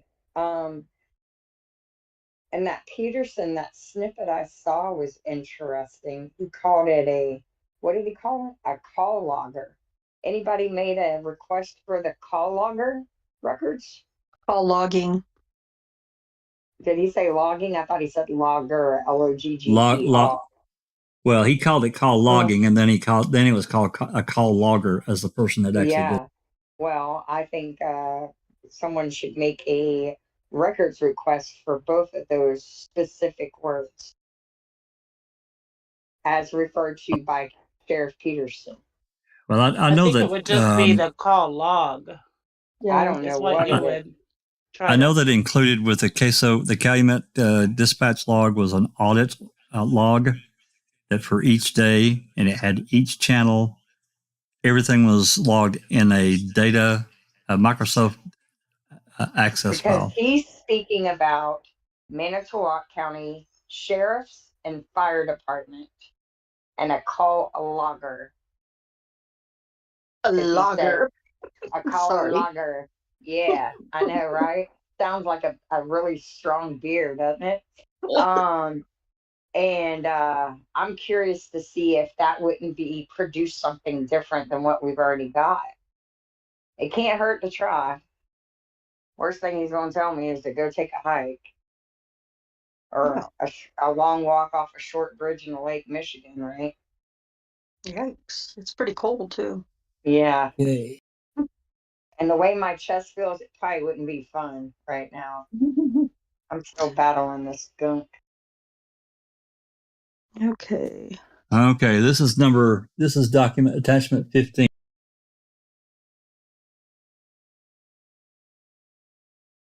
$365. I think this is another deposition. Yeah, I think so. It's got like 16 or 17 pages. Yes. So this time, why don't we have Alice and Doctor, do you think you have time to read this, or you want to skip out on this one? Let maybe Susan read.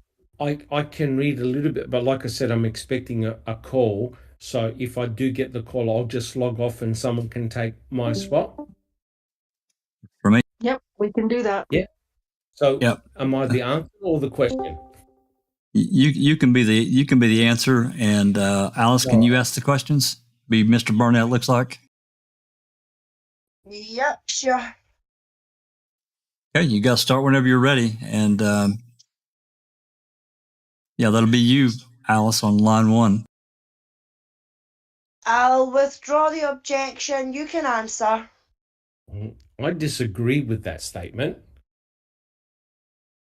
On what basis? Let me ask you. You've not watched the whole thing? Correct. In fact, you haven't even watched the last 3 episodes at all, according to your stipulated facts, correct? That is correct, yes. Mm-hmm. So you have no idea in those last 3 episodes whether it tells both sides of the story, raises questions, or encourages viewers to reach their own conclusion. You just don't know, correct? I don't know any of the content of the last 3 episodes. That's correct. Point me to where, in Making a Murderer, it contends that you planted evidence to frame Avery for Teresa Hallback's murder. I believe there's quite a few examples in the complaint that were, so I'm not an attorney. I know. I hired attorneys to do the research to find that evidence. I'm just asking you, and your attorneys will make arrangements for you after this deposition. But I'm asking all of my questions today, Mr. Colborn, just so we can do a level set. They're all directed to you and your personal knowledge as you sit here today. And I am just asking you, can you tell me where in Ma'am Making a Murderer states something in a strong or defiant way that you planted evidence to frame Avery for Teresa Halbach's murder? I can't tell you the exact episode. No. Okay. A couple more. Where does Ma'am contend or state in a strong or definite way that you made a call to dispatch after you located Teresa Halbach's SUV? Do you know? No. I don't know the exact episode. I haven't committed all that to memory. Do you rely on everything in your complaint, I take it? Yes, I would rely Okay. on things in my complaint and other evidence that my attorneys have uncovered since discovery. Well, talk about that and we'll look at those. And I'll ask you how you think they contend. Name anyone you believe has jumped. Yeah, jumped. Name anyone you believe has treated you differently since the release of Making a Murderer. I have some examples, yes, but I don't know their name per se. Okay. How many examples do you have? Oh, for sure, one. Okay. What's that example? Well, that example is I've been going to the exact same place to get my car serviced, the dealership where I bought my car, for years. All of a sudden, the service manager is now taking pictures of me in the waiting room, my car up on the lift, and sending that out on Facebook saying, quote, look who I got here, the person who set up Stephen Avery. Here's the car he drives, along with my license plate number. Isn't that ironical? Along with my license plate number. That has never happened prior to this. Have you produced those social media postings to us in this case? No. I tried to share and wasn't able to. She was instructed by her employer prior to being terminated to take it down off Facebook. So it's no longer online? Not that I'm aware of. No, I don't have any social media accounts, so I can't research that. And Oh, do you think the sheriff's department had copies? I don't know. But you, for some reason, you thought they might because you asked the sheriff's department for them? Correct. I reported that to the sheriff's department, actually. Oh, for fuck's Okay. sake. Did he call 911? Okay. Would there be a written report of that? I don't know. Did you ask for the written report? I did not. I try not to bother law enforcement with this. They put up with enough while I worked there. Do you have any way of knowing whether the person at the dealership who was posting this had ever watched Making a Murderer? I didn't talk to the person who did this. I was advised not to. So the answer is you don't know. Correct. And other than the names on this list, and the person at the car dealership. Is there anyone else who you believe has treated you differently since the release of Making a Murderer? I've had, I don't know, I supplied it to my attorneys. I can't remember the guy's name, but he ran for mayor for the city of Green Bay. And I took a part-time job after I retired from law enforcement. So I had health insurance. He came to the hospital because he had a sick child. So I showed him the NICU is. Do you know what the NICU is? Nodding head. Okay. So he immediately leaves the hospital and posts on Facebook that he felt, he was more concerned and aghast that I was the one working at the hospital than his sick child who's in the NICU. His whole Facebook post was about me. And How I've does he know? and I've purposely tried to change my appearance, but this was pre-COVID, so I wasn't wearing a mask. But I've allowed my hair to grow longer. I sometimes grow facial hair, although I'm not a fan of it. So he still managed to recognize me. Plus, I'm required to wear a name tag that has my name on it. So that was another incident. And of course, his comments on Facebook weren't exactly favorable. Did you preserve the comments on Facebook? I printed them out or emailed them to my counsel. Okay. And you may have produced them to us. We'll look for them.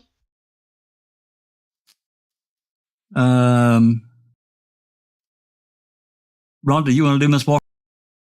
Oh, yes, sure. Sorry, what page is it? I'm busy being a smart ass in the chat. Page 8,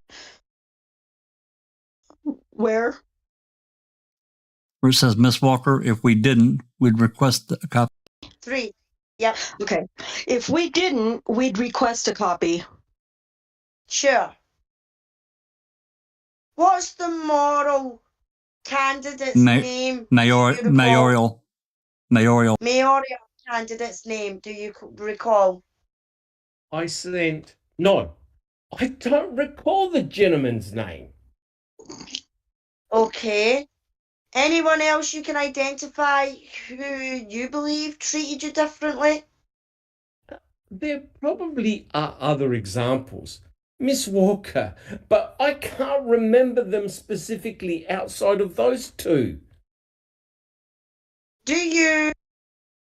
I've had people come up to, look, I work in a booth at the hospital. I've had people come up to the booth and all of a sudden I'll see a flash and they'll tell me, oh, I got your picture. I'm going to put it on Facebook that, where you're working, or now I've got a good souvenir. And I'm very careful. I try to be. I don't allow any family members to take my photograph. I don't want my picture all over social media for obvious reasons. I can't. Okay. Dying. Okay. Finally, she told us, quote, I wanted to move on. I didn't want to let Avery or Making a Murderer ruin our lives. Andy couldn't let it go, though. The lawsuit only did more damage to us. End quote. Do you dispute that? No. Okay. So now we're going to go back to Exhibit 1 and look at your stipulation number 45. And you can set the list of names to the side. Okay. So 45 says, quote, some members of my law enforcement community supported me after the release of Making a Murderer, but some did not, unquote. And you requested before signing it that we added, quote, Some did not, unquote. Do you recall that? Correct. And so I'd like to know the names of people within the law enforcement community who did not support you. Well, I can't give you those names because I don't know the author of the article, but I can give you the department. Sure. Scotland Yard. What is? Oh my goodness. So, Oh my goodness. so Scotland Yard is an investigative agency within the City of London Police Department in Great Britain. I received an article. I think I got it via email. I don't have a hard copy of it, where they had interviewed members of Scotland Yard, showed them snippets of and clips of Making a Murderer. And after that, Scotland Yard was united in saying, yes, certainly that officer did a put up, which is British talk, I understand, for setup of Stephen Avery. So we're talking an entire agency overseas is now saying that about a police officer. And I was still an active duty police officer at the time. And I've worked international cases. So it's difficult having a law enforcement agency that you may have to work with, thinking that you set up a guy here in the United States. So that's one example.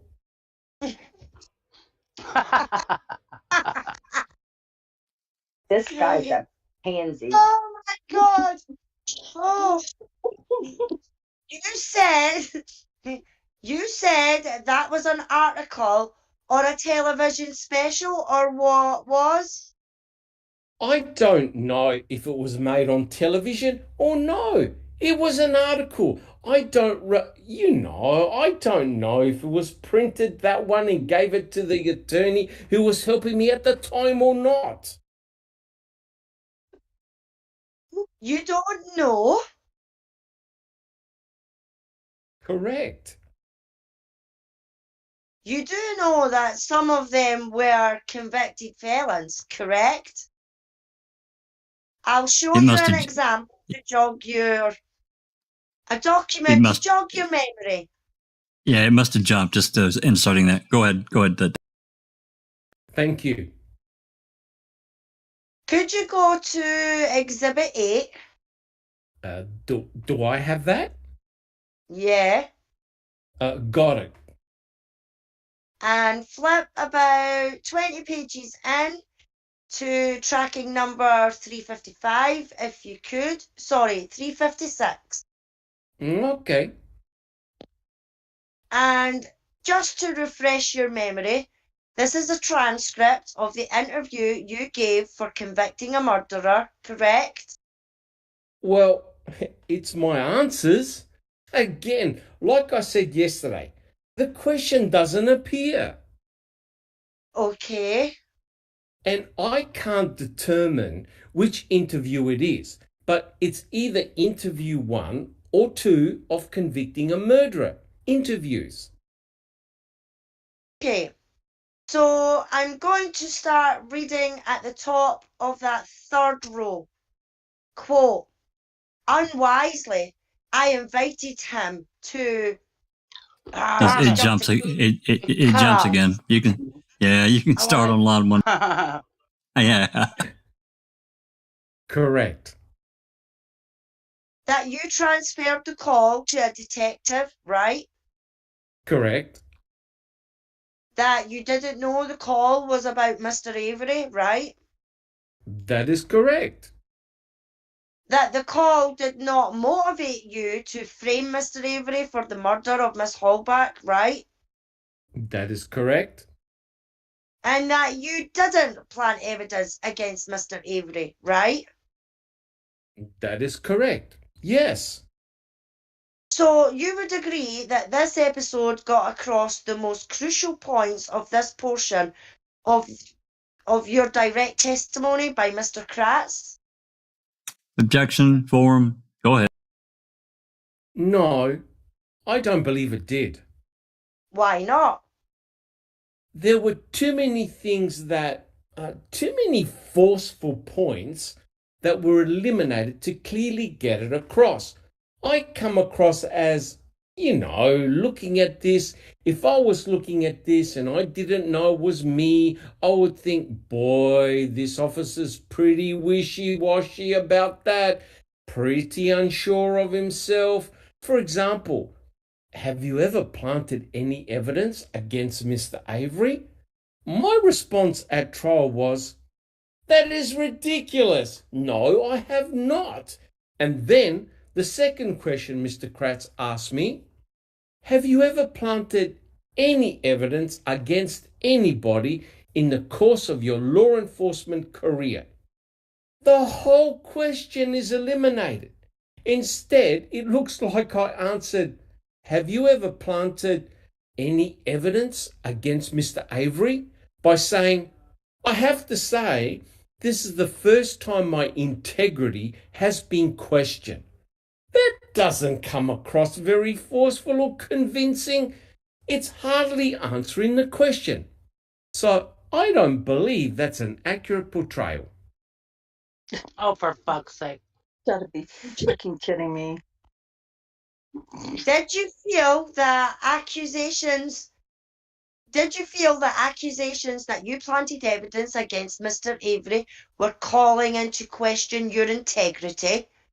The question was, have you ever planted any evidence against anybody in the course of your law enforcement career?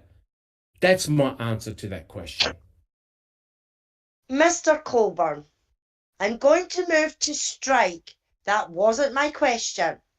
My question is, leaving this for a second, did you feel that accusations against you, that you planted evidence against Mr. Avery, that you called into question your integrity as a law enforcement officer? Yes. And do you feel like this scene shows you denying that you planted any evidence against Mr. Avery? I'm sorry, the scene on making a murderer Sure. that you just showed me? The clip we just showed. Is that what you're asking about? The clip we just looked at. You deny having planted any evidence against Mr. Avery, right? Yes. Okay. Last one. If you could move on to page 52 of Exhibit B. Okay. And what I'm interested in here is where it starts. Oh, maybe a quarter of the page down. It said redirect examination. Okay, I see it. So, just looking at that section, Okay. have you had a chance to review this already, or would you like more time?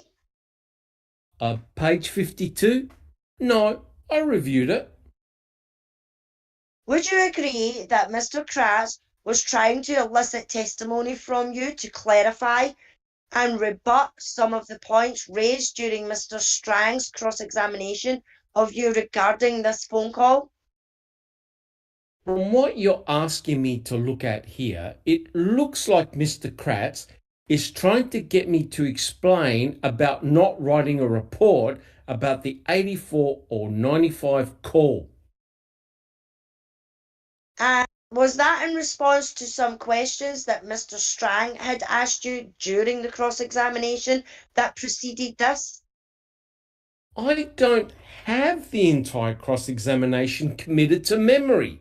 And it says here, quote, 15 lines of testimony omitted, end quote. So I don't have a reference of what Mr. Strang was asking me. Do you have any personal recollection of Mr. Strang asking you about that? Yes, but I can't tell you verbatim his questions. And I'm not going to quiz you on that, Mr. Colborn. I really just wanted to ask if you had a recollection. Yes. That Dean Strang asked about this subject matter during his cross-examination. Yes. And then Mr. Kratz, on redirect, wanted to respond to some of the points that Mr. Strang had raised, right? Yes. Mr. Kratz wanted to make clear that you hadn't written a report about the call in 1994 or 1995. Yes. And that if you had written a report, you wouldn't have known that it was about. Is that right? Correct. That you didn't know the call was even about Mr. Avery, right? Correct. Is there anything I'm missing here that's key to understanding your testimony? Objection form. I explained in the presence of all these questions were in the presence of the jury. I explained in the presence of the jury my reason that I didn't write a report has been eliminated from my. Did we jump? We did jump again. So is that me? Should not concern himself? No, that's not me. That's not me. Should not concern himself. Did I read that correctly? Yes. Did you tell that to Tom Kasurik back in the mid-90s? No. Any idea why Jean Couchet would say that you did? I don't know. He's clearly confused, like I am. He's clearly confused. He doesn't even have the right dates. So I would suspect that the story started here. And by the time it got here, it's definitely Kitty Wampus. Not correct. That would be easier to put on. What? Okay, I'm going to pause just for 1 second. That's a new word. Show. That is definitely a new word I've never heard in my 60 plus come years. on, Jack. You never heard Kitty Wampus? Wampus, but not in this context. It means like kind of upside down. We got to put that on a mug. It's not. It's definitely Kitty Wampus. Kitty Wampus. I have never heard that word. I promise you, that is so weird. Are you serious? No. Oh, that's funny. I'm serious. I know. Okay, go ahead, Alice, line 14. Cute. Do you have any reason to think that Mr. Couchet would lie about anything here as opposed to having just made a mistake? I think he might have thought that that's what he heard or that, but he has it all confused. And I never had a conversation with then Sheriff Kasurik or retired Sheriff Kasurik about that. So, did you ever have a conversation with Mr. Kasurik about this phone call at any time? Oh. And so he never told you, quote, hey, don't worry about it. We've got the right guy in jail, unquote. That's correct. He never told me that. Did anybody else in the sheriff's department tell you something to that effect? Not that I recall.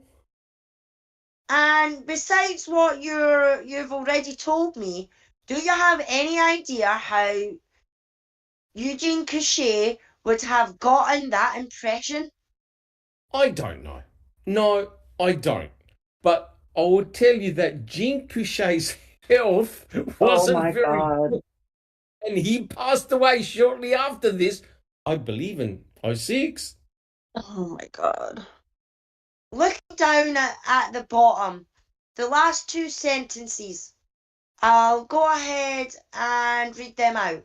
Quote, On late Thursday afternoon, I found Mark Rohr and apprised him of the conversation with Jean.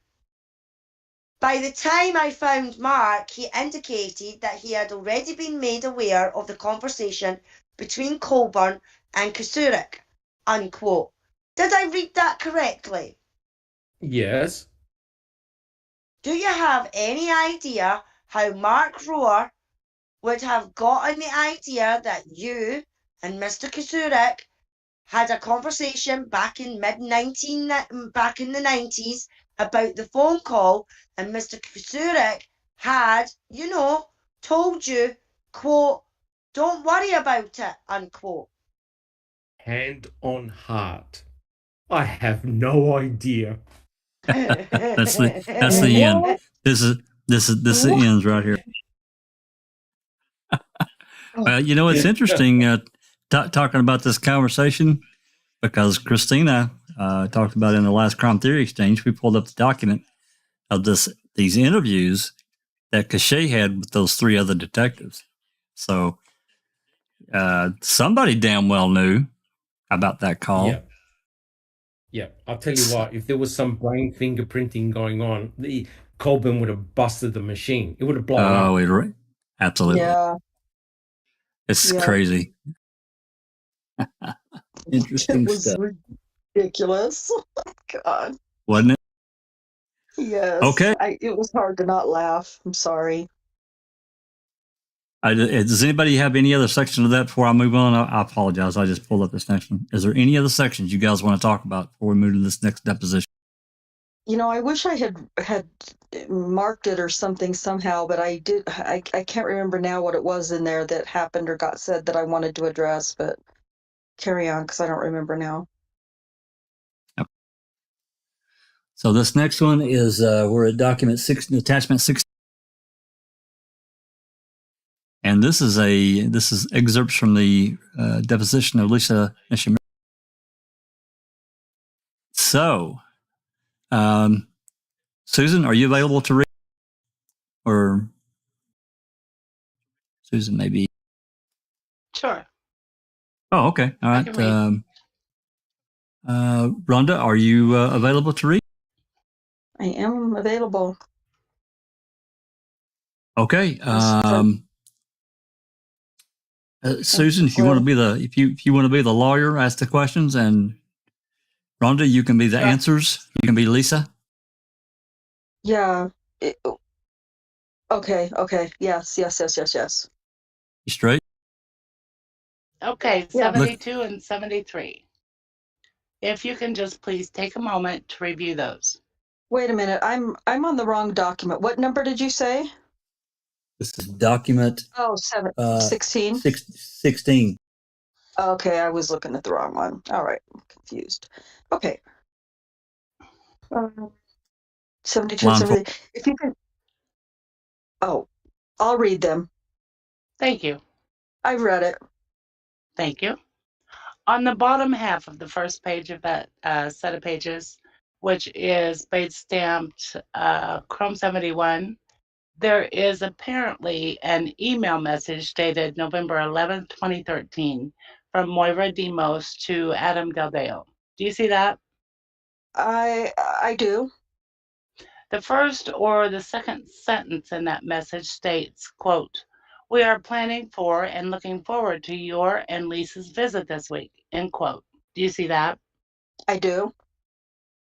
At some point, do you recall going to the synthesis offices and meeting with Ms. Demos and Ms. Riccardi? I do have a memory of going to their offices. I don't remember if it was specifically this date or this occasion, but yes. What was the purpose of going to their office? We were going to meet with them. As you know, we do with our filmmakers. It was a very collaborative process. I'm gleaning from the contents of this email that they wanted to give me a creative update on where they were with the project. And it sounds like here they had put some assemblies or scenes together from their episodes that they wanted to show us. Do you recall whether strike that. Do you recall whether you would have gone to the synthesis offices with just Mr. Del Deo, or would anyone else have accompanied you? I don't recall with certainty. I do remember going with him, but I don't recall if anybody else was there.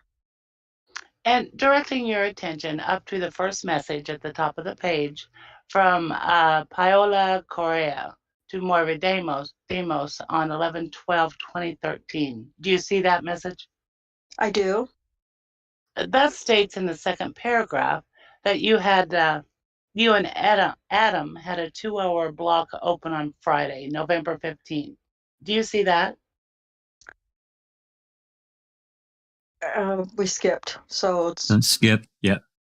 Another question. And the second line of that email message indicates that there were notes that were available for the first 3 episodes at that time. Do you see that? I do see. Yes, I see the line.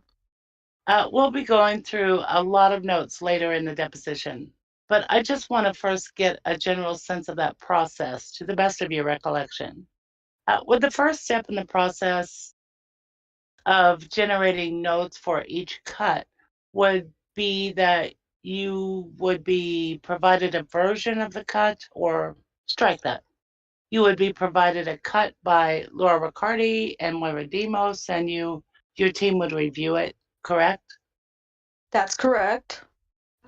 And then in terms of compiling notes, did each member of the Netflix creative team first assemble their own notes? It was different every time. So there were occasions when we would watch a cut together and then discuss it and determine which of us would lead in drafting the first set of notes, after which anyone on the creative team that was party to review it would add their thoughts and ideas and questions. Again, as I mentioned, it's a very, very collaborative process.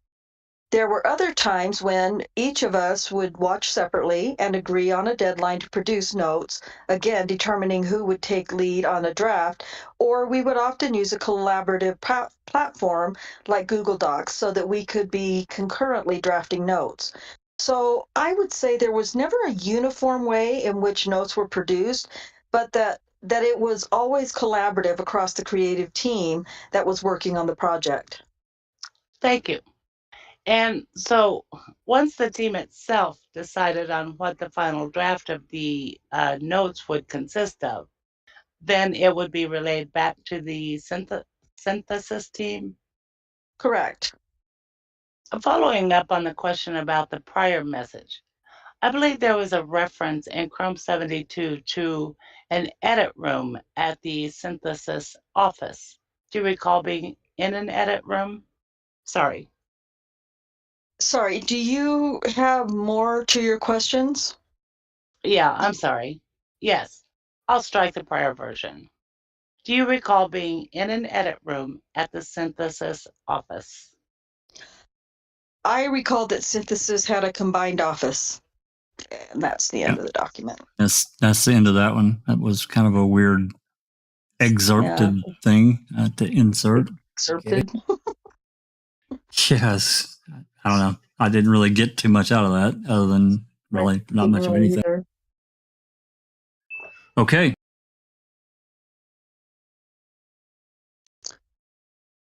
Adam Del Moving Deo. on. This is Adam Del Deo. Yeah, this is attachment 7. And since you two are already up, why don't we do the same thing again? And Rhonda, you can be the, if you're okay with it, you can be the lawyer, and Susan, you can be Adam Del Deo. You bet. Okay. Shall I just start on line 4? Yeah. Yeah, start on line 4. So the documents at NFXCOL 1933 through 1941 are the quote-unquote making a murderer notes for episodes 1, 2, 3, and 4 as referenced in the preceding email message, correct? That looks correct. And to your understanding, in the quote unquote 2 line on page NFX COL 1933, when it refers to quote unquote making a murder creative, who all is included in that? I don't know. It depends on, it looks based on the email at the cover letter that it would have been Lisa Nishimura, myself, and Marjan at the time. With respect to the notes that are represented by NFX COL 1933 through 1941, do you know specifically who drafted each note other than looking at other documents, or is this a group effort? I don't recall. Did you at the time review the notes that are represented at NFX COL 1933 through 1941? I don't recall. Normally in your work on the series, you wouldn't have ignored the notes for those 4 episodes, would you? I'm lagging. I normally would not have ignored notes. All right. So in your normal practice, you would have reviewed those notes, correct? That's correct. Okay. Directing your attention forward in the document to marked as Exhibit 5 to the page Bates stamped NFX COL 1942 in the lower right-hand corner. Okay. In that document is a copy of an email message from Lisa Nishimura to Maura Demos and Laura Riccardi and Lisa Dennis, on which you are copied. Is that correct? That looks to be the case.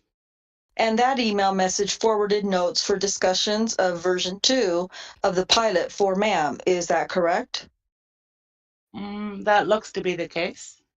And then directing your attention to NFX 1943 through NFX COL 1947, you can take a moment and just scan through those, please. Okay. The documents at NFX COL 1943 through, correct? We jumped again.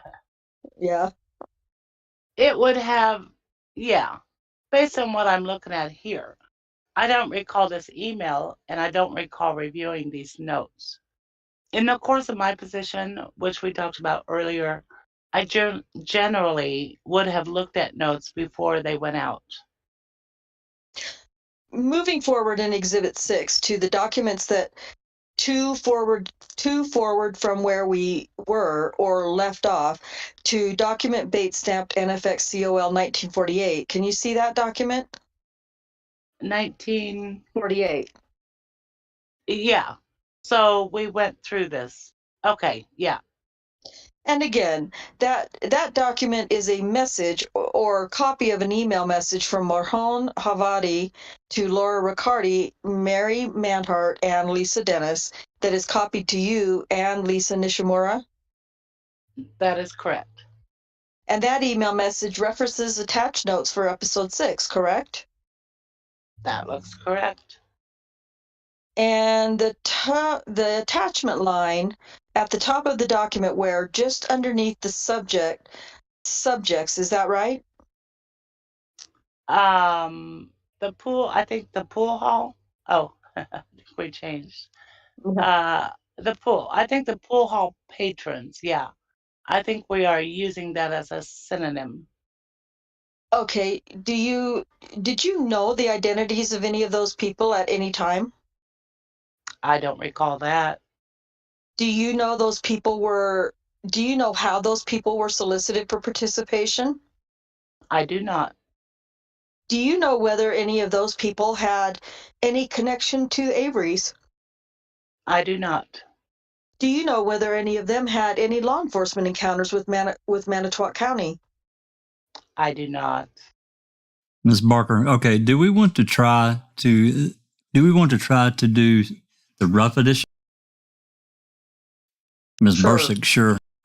Ms. Barker, okay. So despite our AV issues, we're going to try and play some raw footage.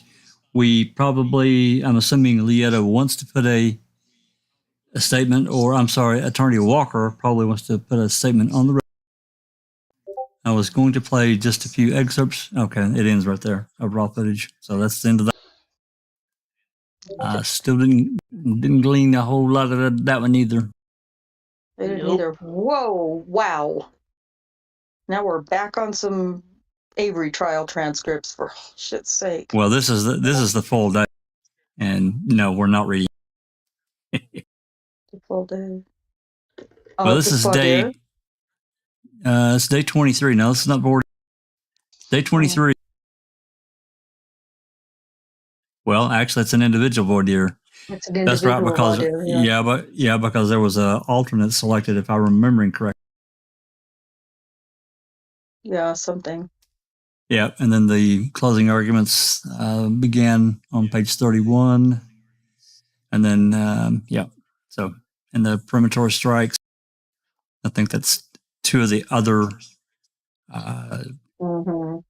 alternates, if I'm remembering correctly. Yeah. So that's what that is. No, we're not reading it. So we're going to move on to Exhibit 19. And this looks like 131 pages of closing argument. Day 24. Looks like string, and then Kratz has got a rebuttal, final instruction, and an alternate juror was selected.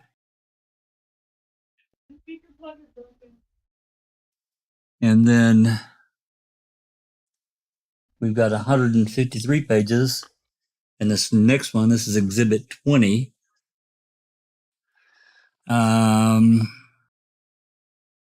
Colborn on the witness stand. Yeah. This is part of Colborn's testimony, it looks like. Yeah, we're not going to read it. We've been there, done that. Yeah. And got the T-shirt and the mug. Right. Yeah, literally. Yeah, I mean, yeah. If anybody wants to go read that, they're welcome. And then the last exhibit in document 330 is the 17-page document. Defendants Laura Riccardi, Moradimos, and Chrome Media LLC's responses and objection to plaintiff's sixth request for production of documents. Good Lord. It's 17. Yeah, it's 17 pages. So, yeah, I think we should read this because these are responses directly from them. So, Rhonda, well, Susan, let me first ask Susan. You're reading from my screen, right? And a pretty good I lag. am reading from YouTube. Yeah. Yeah. So I've got a bit of a lag. Yeah. Yeah, Rhonda, do you have the document pulled up? Yes, sir. So, are you want us to at least start reading it, and then maybe we can switch off if you feel like. Yeah, sure. Let me grab a drink of water real quick here. Absolutely. You start whenever you're ready.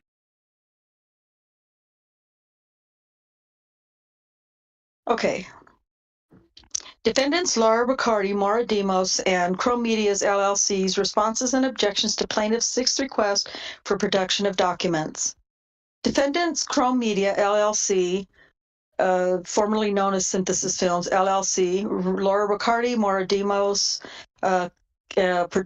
collectively the producer defendants, hereby object and respond to plaintiff Andrew Colborn's sixth request for production of documents to the producer defendants' requests. Okay, general response and general objections. 1. The producer defendants are responding to the requests as they interpret and understand them.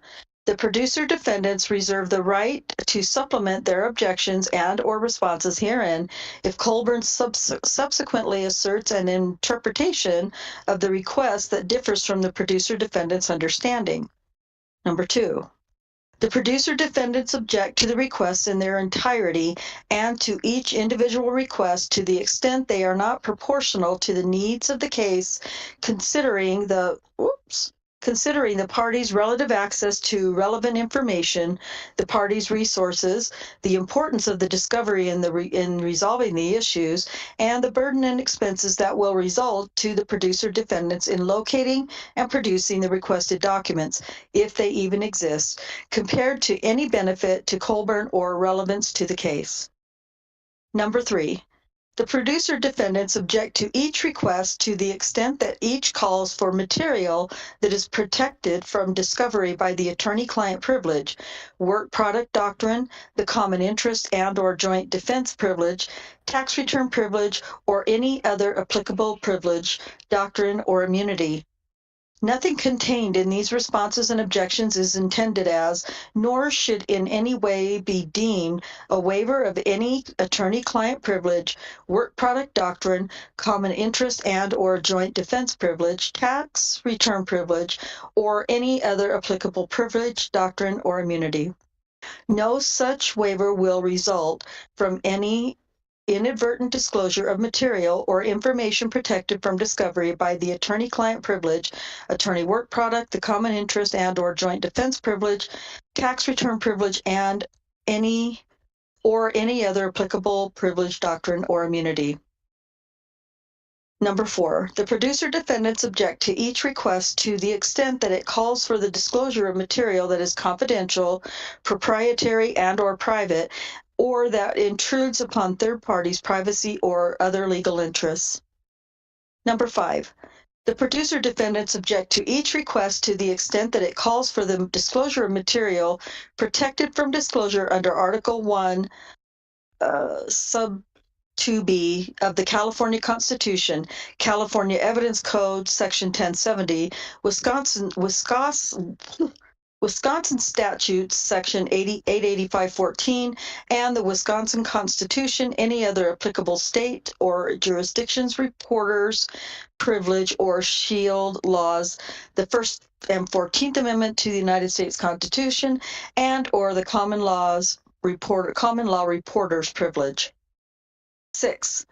The producer defendants object to each request to the extent that it seeks to impose obligations upon the producer defendants greater than those imposed by the federal rules of civil procedure and/or the local rules of Eastern District of Wisconsin. Number 7. The producer defendants object to the requests to the extent they seek information protected from disclosure by any statute, rule, or regulation. Number 8. The producer defendants object to the request to the extent that they seek information, 1, not currently in the producer defendant's possession, custody, or control, or 2, that the producer defendants cannot locate after a reasonably diligent search. The producer defendants also object to the request to the extent they seek to subject the producer defendants to unreasonable and undue annoyance, opposition, burden, and expense, and/or seek to impose upon the producer defendants an obligation to investigate or discover information or materials from sources equally accessible to Colborn. Number 9. The producer defendants object to each request to the extent that it is vague, overbroad, and unduly burdensome and costly to the producer defendants. Number 10. Notwithstanding the specificity of the producer defendant's response set forth below, the producer defendants expressly incorporate this general response and these general objections by reference as though fully set forth into the specific objections to each of the requests. Thus, if any objection contained above is not restated under the specific response to an individual request, then this should not be construed as a waiver of any such objections. Responses to requests for production. Request for production number 1. Please produce a copy of the feedback screenings as referenced by Laura Riccardi in the podcast Crime Story podcast below at 34 minutes. Laura is quoted as saying, quote, "Part of what we learned from feedback screenings, which is always a small select group," end quote. And then it provides the link. Response to request for production number 1. The producer defendant incorporate by reference each objection set forth in the general response and general objections above as fully stated here. The producer defendants also object to this request to the extent that it calls for material that is protected from discovery by the attorney-client privilege, work product doctrine, the common interest and/or joint defense privilege, or any other applicable privilege, doctrine, or immunity, including without limitation the applicable reporter's privilege and/or reporter's shield under Wisconsin, California, any other applicable state or jurisdiction, federal and/or common law. The producer defendants further object to this request to the extent it calls for material disclosing a trade secret or other confidential research, source, development, or commercial information and/or material protected from disclosure by the producer defendants and/or third parties' rights of privacy. The producer defendants further object to this request as vague, ambiguous, overbroad, and unduly burdensome. The producer defendants also object to this request on the grounds that it seeks material that is not relevant or reasonably calculated to lead to the discovery of any admissible evidence and to the extent it is not proportional to the needs of the case. The producer defendants object to the extent that plaintiff is requesting discovery regarding making a murderer is requesting discovery regarding making a murderer 2 as the operative second amended complaint does not put making a murderer 2 at issue, and thus discovery regarding it is not relevant or reasonably calculated to lead to the discovery of any admissible evidence, is not proportional to the needs of the case, and is overbroad and unduly burdensome. Subject to and without waiving their objections and subject to their understanding of this request, the producer defendants respond as follows. Riccardi's reference to feedback screenings in the Crime Story podcast concerns informally screening footage for a small select group of people working on making a murderer. Producer defendants did not archive whatever scenes or sequences were screened in those sessions. Furthermore, the producer defendants did not conduct other feedback screenings. Amended request for production number 2. Please produce all episode versions or drafts that were provided to Netflix Inc. for purposes of the 4 or 5 passes of every episode, as described in the words of Moira Demos at approximately 58 minutes into the following video interview and thereafter.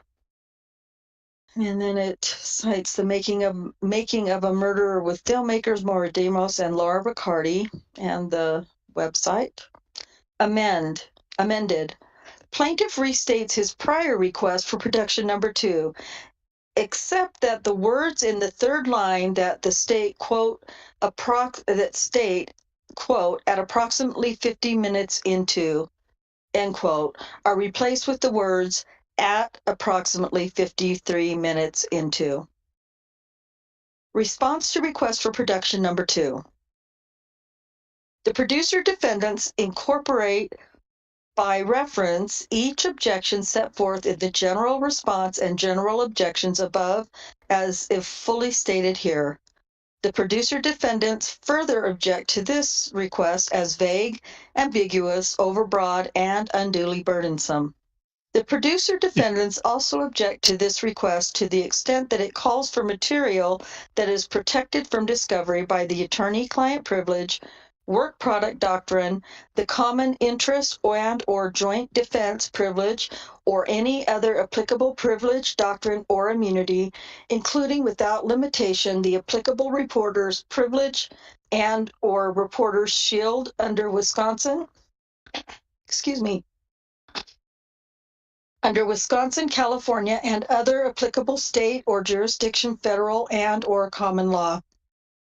The producer defendants further object to this request to the extent it calls for material disclosing a trade secret or other confidential research, source, development, or commercial information and/or material protected from disclosure by the producer defendants and or third parties' rights of privacy. The producer defendants also object to this request on the grounds that it seeks material that is not relevant or reasonably calculated to lead to the discovery of any admissible evidence, and to the extent it is not proportional to the needs of the case. The producer defendants object to the extent that plaintiff is requesting discovery regarding Making a Murderer 2, as the operative second amended complaint does not put Making a Murderer 2 at issue, and thus discovery regarding it is not relevant or reasonably calculated to lead to the discovery of any admissible evidence, is not proportional to the needs of the case, and is overbroad and unduly burdensome. Subject to, and without waiving their objections, the subject to their understanding of this request, the producer defendants respond as follows. The producer defendants do not have any documents responsive to this request. A diligent search and reasonable inquiry have been made to comply with this request. However, the producer defendants did not archive or otherwise retain and do not possess any passes or prior versions of episodes of Making a Murderer, and only have final versions of episodes. Ron, I wanted to tell you that when they make this objection, they start into all that stuff that they've stated it twice now. It's really long. If you want to skip that part and get to the actual objection, you can do so. Yeah, so we can just do the response to the request. Yeah. Or do you want to do the amended part? Because there's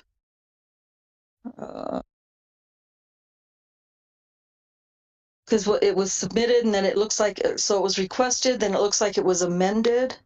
Yeah, you can do the amended part, and then the section where they go into the general objection.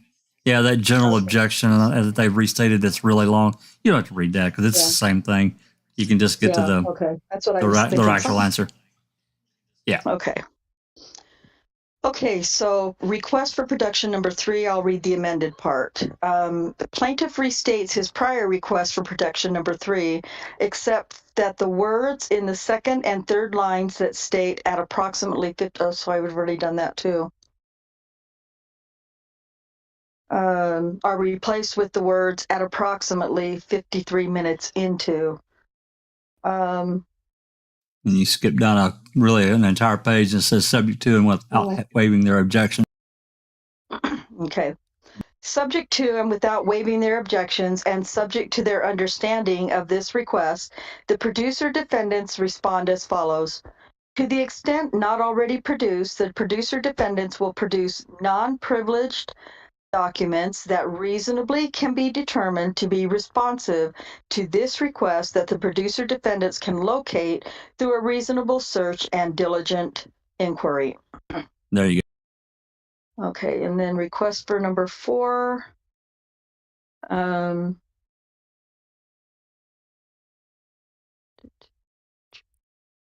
Subject, okay. Subject to, well, I guess, do we need any, I think you should read what their request is. Yeah, you got to read the request. At least read the request. Okay. So response to request, production number 4. Okay, hold on. Let me get to request for production number 4. Please produce all rough cuts and sketches of Making a Murderer episodes that were prepared by Chrome Media, Laura Riccardi, and or Maura Demos prior to commencing work with Netflix Inc., as described in the words of Laura Riccardi at approximately 26 minutes into the following video interview and thereafter. And we go down to the subject to. Yeah, this is the response. Subject to and without waiving their objection and subject to their understanding of this request, the producer defendants respond as follows. The producer defendants do not have any documents responsive to this request. A diligent search and reasonable inquiry have been made to comply with this request. However, the producer defendants did not archive or otherwise retain and do not possess any rough cuts, sketches, or prior versions of episodes of Making a Murderer and have only final versions of episodes. Okay. Request for production number 5. To the extent not produced in response to the preceding requests, please produce any and all written, electronic, and/or audio and/or video material provided by other defendants named in these proceedings to Netflix Inc. for purposes of work on the production and/or editing of the Making a Murderer episodes.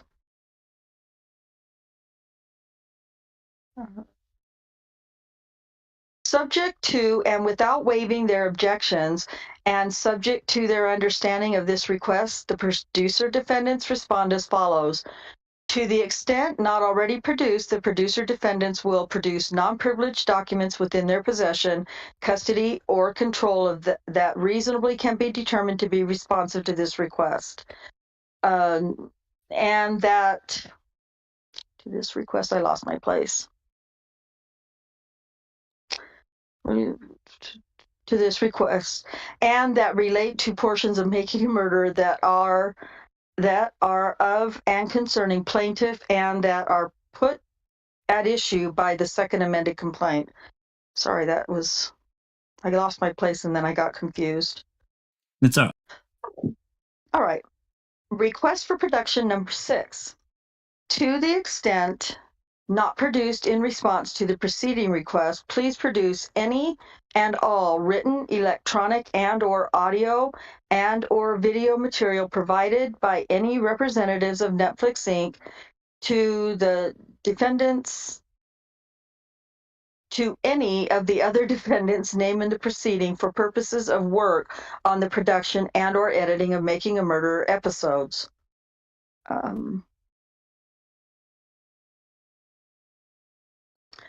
All right, subject to and without waiving their privilege, and without waiving their objections, thank you, and subject to their understanding of this request, the producer defendants respond as follows.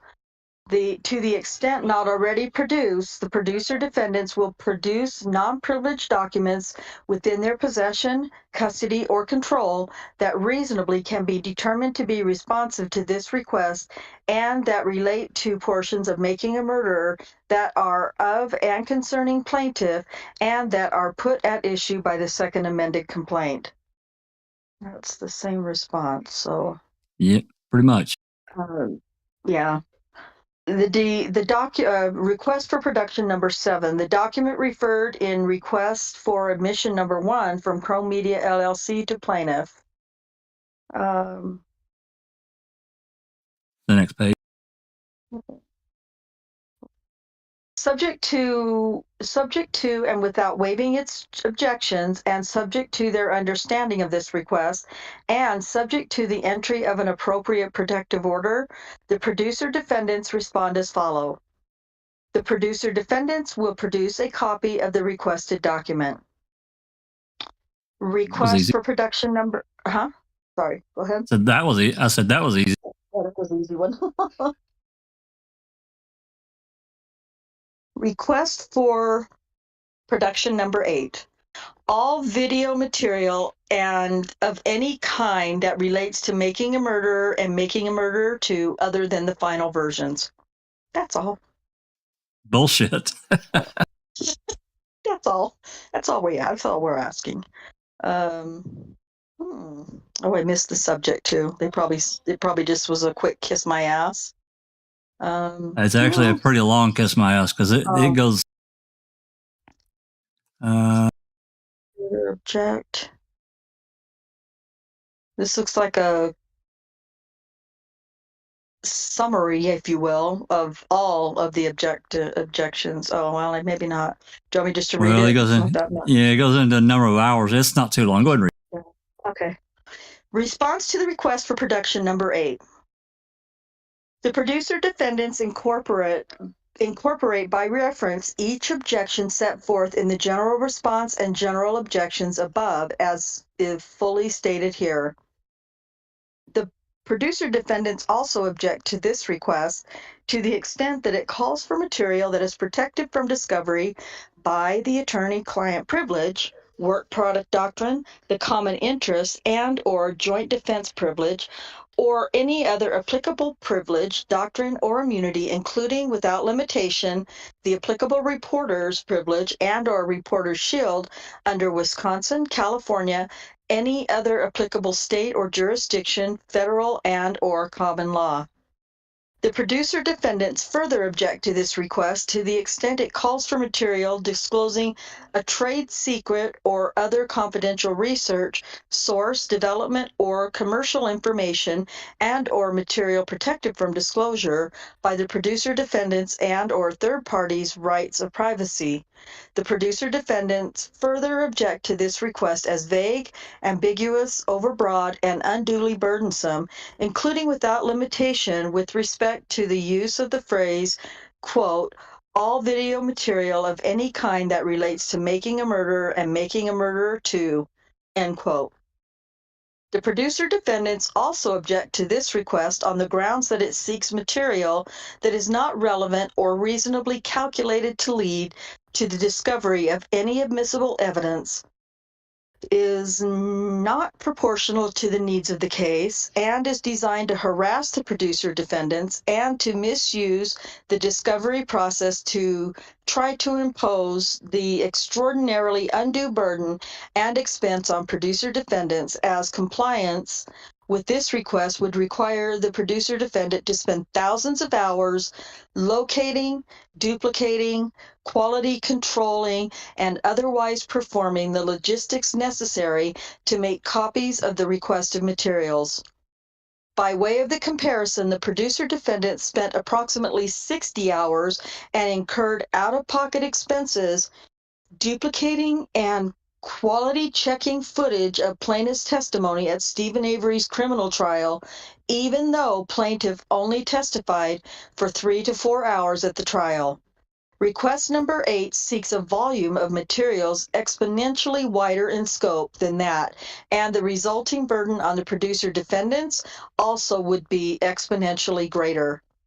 The producer defendants also object to plaintiffs requesting discovery regarding making a murderer too, as the operative second amended complaint does not put making a murderer too at issue, and thus discovery regarding it is not relevant or reasonably calculated to lead to the discovery of any admissible evidence, is not proportional to the needs of the case, and is overbroad and unduly burdensome. The producer defendants further object that this request violates Colborn's and the producer defendants' prior agreement, whereby the producer defendants agreed to spend significant amounts of time and to incur the expense necessary to produce copies of all footage of Colborn from Stephen Avery's murder trial, which required the producer defendants to collectively spend more than 60 hours locating, duplicating, and quality checking the requested footage in exchange for Colborn's agreement not to seek additional footage. Dipwad. Well, others can comment as well, but it just seems to me like that this is a grab for unaired footage that Netflix had, or the filmmakers had, both. And once it becomes an exhibit, boom, free access. Yeah. That's Yep. what it looks like. Yeah. Yeah. Can you Gee. actually believe the insanity of that request? Do what? The insanity of that request.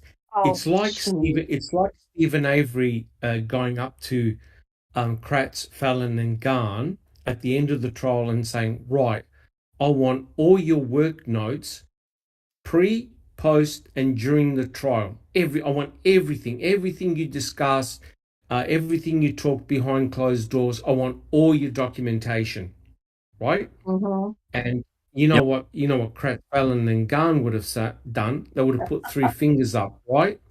And yet, Yeah. Yep. these guys have the nerve to say, we want every piece of footage, sketch, production notes, video footage of everything you've ever done in making a murderer. And Now- making a murderer too. In both Yep. of them. Yep. Now, the judge would be looking at this saying, hey, listen, you're using a sledgehammer to crack a peanut here. Why can't you be specific in what you're asking for? And you know why they can't be specific? Because they don't know what they are asking for, Yeah. right? Yep. So they're going to go through the entire work process in the hope of finding something nefarious that will stick. The judge is going to blast them into outer space. I'm sorry, but this is ludicrous. Yeah, I Yep. agree. I don't think Judge Ludwig is going to take very kindly to any of this horse shit, Neither do I. which, could and will probably end badly for Colborn. Not that it wasn't going to anyway, but this is just going to make it worse. He just looks like he Yes. just looks like an idiot, and I don't Yes. like to use the word, but God. Yes, it's like you've done me harm. But how have we done you harm? I don't know. Ask my attorneys. So Yeah. he's I didn't wa- actually I didn't watch it. yeah, Yeah. Go he's actually diverted it to his attorneys. Now the question is, well, are his attorneys are they showing any bias? Are they showing any sort of like form of collusion? Don't you think, as the person making the complaint, you have to specifically state what that complaint is? For them to make this request proves to me they've got no idea what they're even arguing about. Well, you said something. You said something mean. Yeah, you see, there's some mean stuff said to me, and hey, I'm not talking about the crazy people. I'm talking about the reasonable people that view what they saw, and formed an opinion. As Right. as our right as an American citizen or free citizens around the world, don't we have the right to do that? I mean, that's what it comes down to. They don't. You've got to understand the greater scheme of things. They basically don't want you to have an opinion, even if the opinion goes against the grain. They want you to have unilateral agreement that Stephen Avery and Brendan Dassey are these vicious murderers, and you are never to question anybody in authority or carrying a badge. That's what it is, right? So if you wear a badge, you never show any bias, you never show any mistake, you never target anybody, etc., etc. You have to absolutely bow down and agree with whatever authority is throwing at you. So can you see, guys, we've talked about this. This is your standard form of censorship. That's Bang, exactly smack, what it is. Yes. Yep. I totally agree. That's exactly what it is. Well, I actually didn't think we'd get through all the attachments, but thank God a lot of those were just trial documents that, people are free to reread them again. I had a crazy thought, and I quickly let it go because we've already done it, but thought about, rememorializing Colborn's testimony and add in some spooky music and, sound effects and bang, bang, bang with a gavel, but I quickly let that go. Please do not kill me. Please do not kill me. So anyway, we're now, and I'm going to end it here because we're 2 hours and 58 minutes in. By the time we talk for a few minutes, we'll be beyond 3 hours, and I think that's enough. People have to work tomorrow, and and all that jazz. So. Yeah. So this is document 331. It is it's a 78-page document. This is where we'll pick it up for the next time. I cannot, I may schedule something for tomorrow, but then again, I may take a few days off because we've done quite a bit here in the last week, and you reach a point, you're like, I need to step away. Yeah. Right? I mean, everyone here knows that. You reach a point of saturation, you're like, you step away from it. But at the same time, we're nearing the end of all the documents that have been filed so far. I think 339 is the last one that Sherry got. So we'll see. I may wait for a few days, though. I think maybe we'll take tomorrow and Tuesday off, and maybe go back into it Wednesday. We'll see. We'll decide something. I also want to schedule this summary that Cherie did on the state's filing, because I think that would be a really interesting conversation. Yes, it'd be great. Yeah, absolutely. But this is a plaintiff's brief in opposition to the defendant's motions for summary judgment. So this is, I'll be interested to see what they throw out here. Well, this is where we'll pick it up again. Document 331. Okay.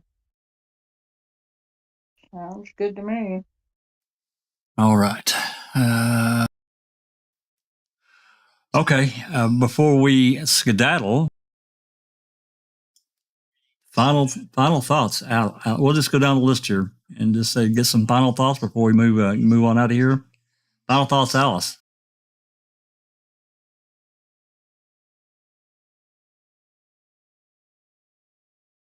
I probably put her to sleep. That was all pretty boring horse shit. No. I'm here. It's just, oh my God, man. It's getting repetitive now.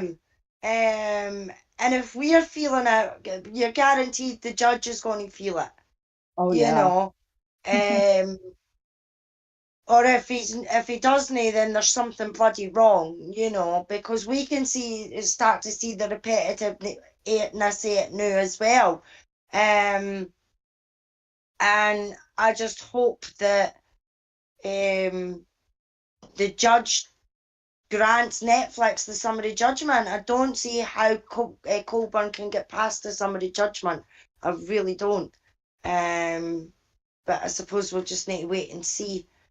And that's basically all I've got for that. I'm afraid.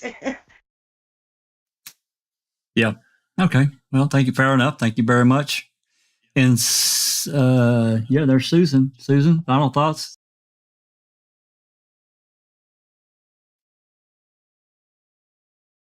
Well, we may have lost Susan. We may have put her down, Rhonda.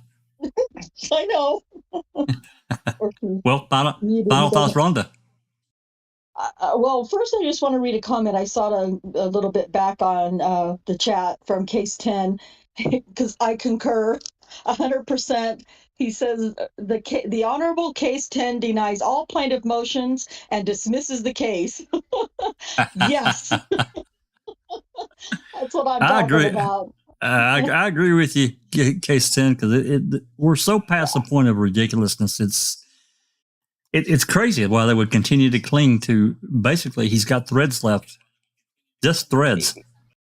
Yeah, threads, and I know it's such an overused cliche type of a comment, but I can't help it. But it's like the spaghetti, bigger and bigger and bigger, and it's all the same spaghetti. It's all the same stuff, just worded differently, and it's like begging. I feel like he's begging, please find something, use something that I'm giving you, or that my attorneys are giving you. And here I'm just at the end, I'm just going to toss it all against the biggest wall I can find and pray to God something sticks, because this is dead to me. Maybe it's just my bias, but to me, this case is dead. Absolutely. That's just my opinion.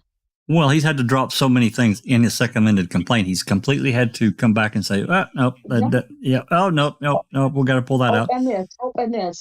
I mean, the stuff that we read earlier, those earlier, the stuff that the earlier documents that we were looking through, like, wait, what does this have to do with, what does this have to do with it? Wait, what does this have?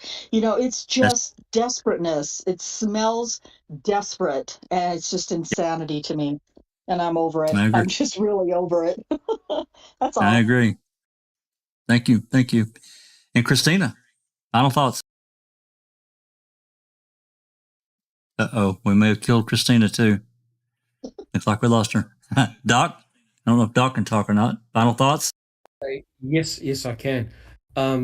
Yeah, look, I agree with what everyone else has said. It's really shocking and disgusting that this truly is a monumental waste of time. If you're going to try and be successful in a civil suit, you have to be highly specific and you have to show 100% evidence that you were being wronged by. You can't have this blunderbuss type of approach where basically you're just shooting randomly in the hope that you're going to hit a target here and there and everywhere. The judge is simply going to go back and just say, hey, look, guys, you're totally non-specific here. You don't even know what you're claiming for. Imagine if this goes to trial, this crap is going to continue potentially for weeks and weeks and weeks, wasting everybody's time. If I was the judge, I would award Colborn a free complimentary pass to Netflix and make him watch the series first, and then write another complaint if he wants to. Honestly, we're reading all the stuff. It is truly laughable. I'm sorry, but it really is. Oh, at this point now, yeah, because so much has been, so much has come out in the last 6 months. It's absolutely destroyed his second amended complaint. Plus, Griesbach making a complete ass out of himself in June, and Judge Ludwig had a heart attack on him, and then of course he leaves a month later. It is so, to me, it's just laughable that they're continuing to hang on, just to nothing. Just absolutely nothing. Correct. I mean, it's gotten to the point whereby they're now even questioning Netflix, the documentary filmmakers on their process, what they did, their show notes, etc., etc. Are they now trying to end all form of documentary filmmaking and filmmaking in general, and potentially even writing books? Because to me, it's an extreme, egregious form of censorship, whereby people are now no longer able to express an opinion. I believe it sets a very dangerous precedent here, guys. Well, and they even have went so far, and as it said in that last reply that Rhonda read, they're asking for, and they did it several times. We've seen it actually earlier as well. They're asking for material from Making a Murderer 2, which is not part of their second amended complaint. So now they're asking for material that they are not even allowed to ask for. And to me, it shows a really, really bad, to me, this is just an opinion. It's really bad lawyering to me that they would. But what it's showing, Jack 61, is how badly prepared Colborn's legal team is. Shockingly prepared. When you compare that to how well prepared Stephen's attorneys were for his civil suit, how they were meticulous, well-researched, on point, didn't waste any time. All we see here is a lot of fluff, and it's actually embarrassing. It is, and because you see it, Doc, everybody here sees it, and I'm sure in the live chat, it's over and over, the same crap, over and over. Ludwig is not going to appreciate this. I'm sure of it. Okay. Well, I guess we'll round out again, as everybody knows. Hopefully, this coming week we're going to close and get a date so we can get moved. Hopefully, my interruption in actual service to the outside world should be minimal, because basically we can just move service. It literally takes as long as we let them know a date. That it's a pretty quick thing, pretty easy thing. So shouldn't be a problem. The house is already completely wired for cable, so that shouldn't be an issue. Just getting the actual date itself is what we're waiting for. So with that said, don't forget Jeff Jones on Tuesday discussing a murderer. Doc and I are on with Big Jeff, Kel, and Jeff Jones, and all the others in the community, support them. So if there's nothing else, let me get this pulled over here. We'll get out of here. Hey, this is a short one, only 3 hours and 9 minutes. I'm very depressed. I'm very depressed, Jack 61. I get it. I completely understand.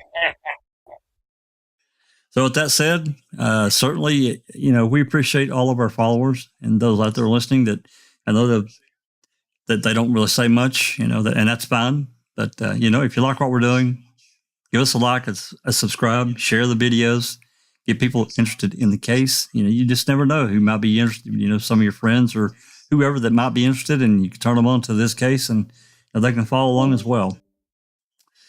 So we're going to get on out of here. And we'll catch you again. I'm going to guess here in a few days, but certainly something will be scheduled soon. With that said, this has been a Foul Play production.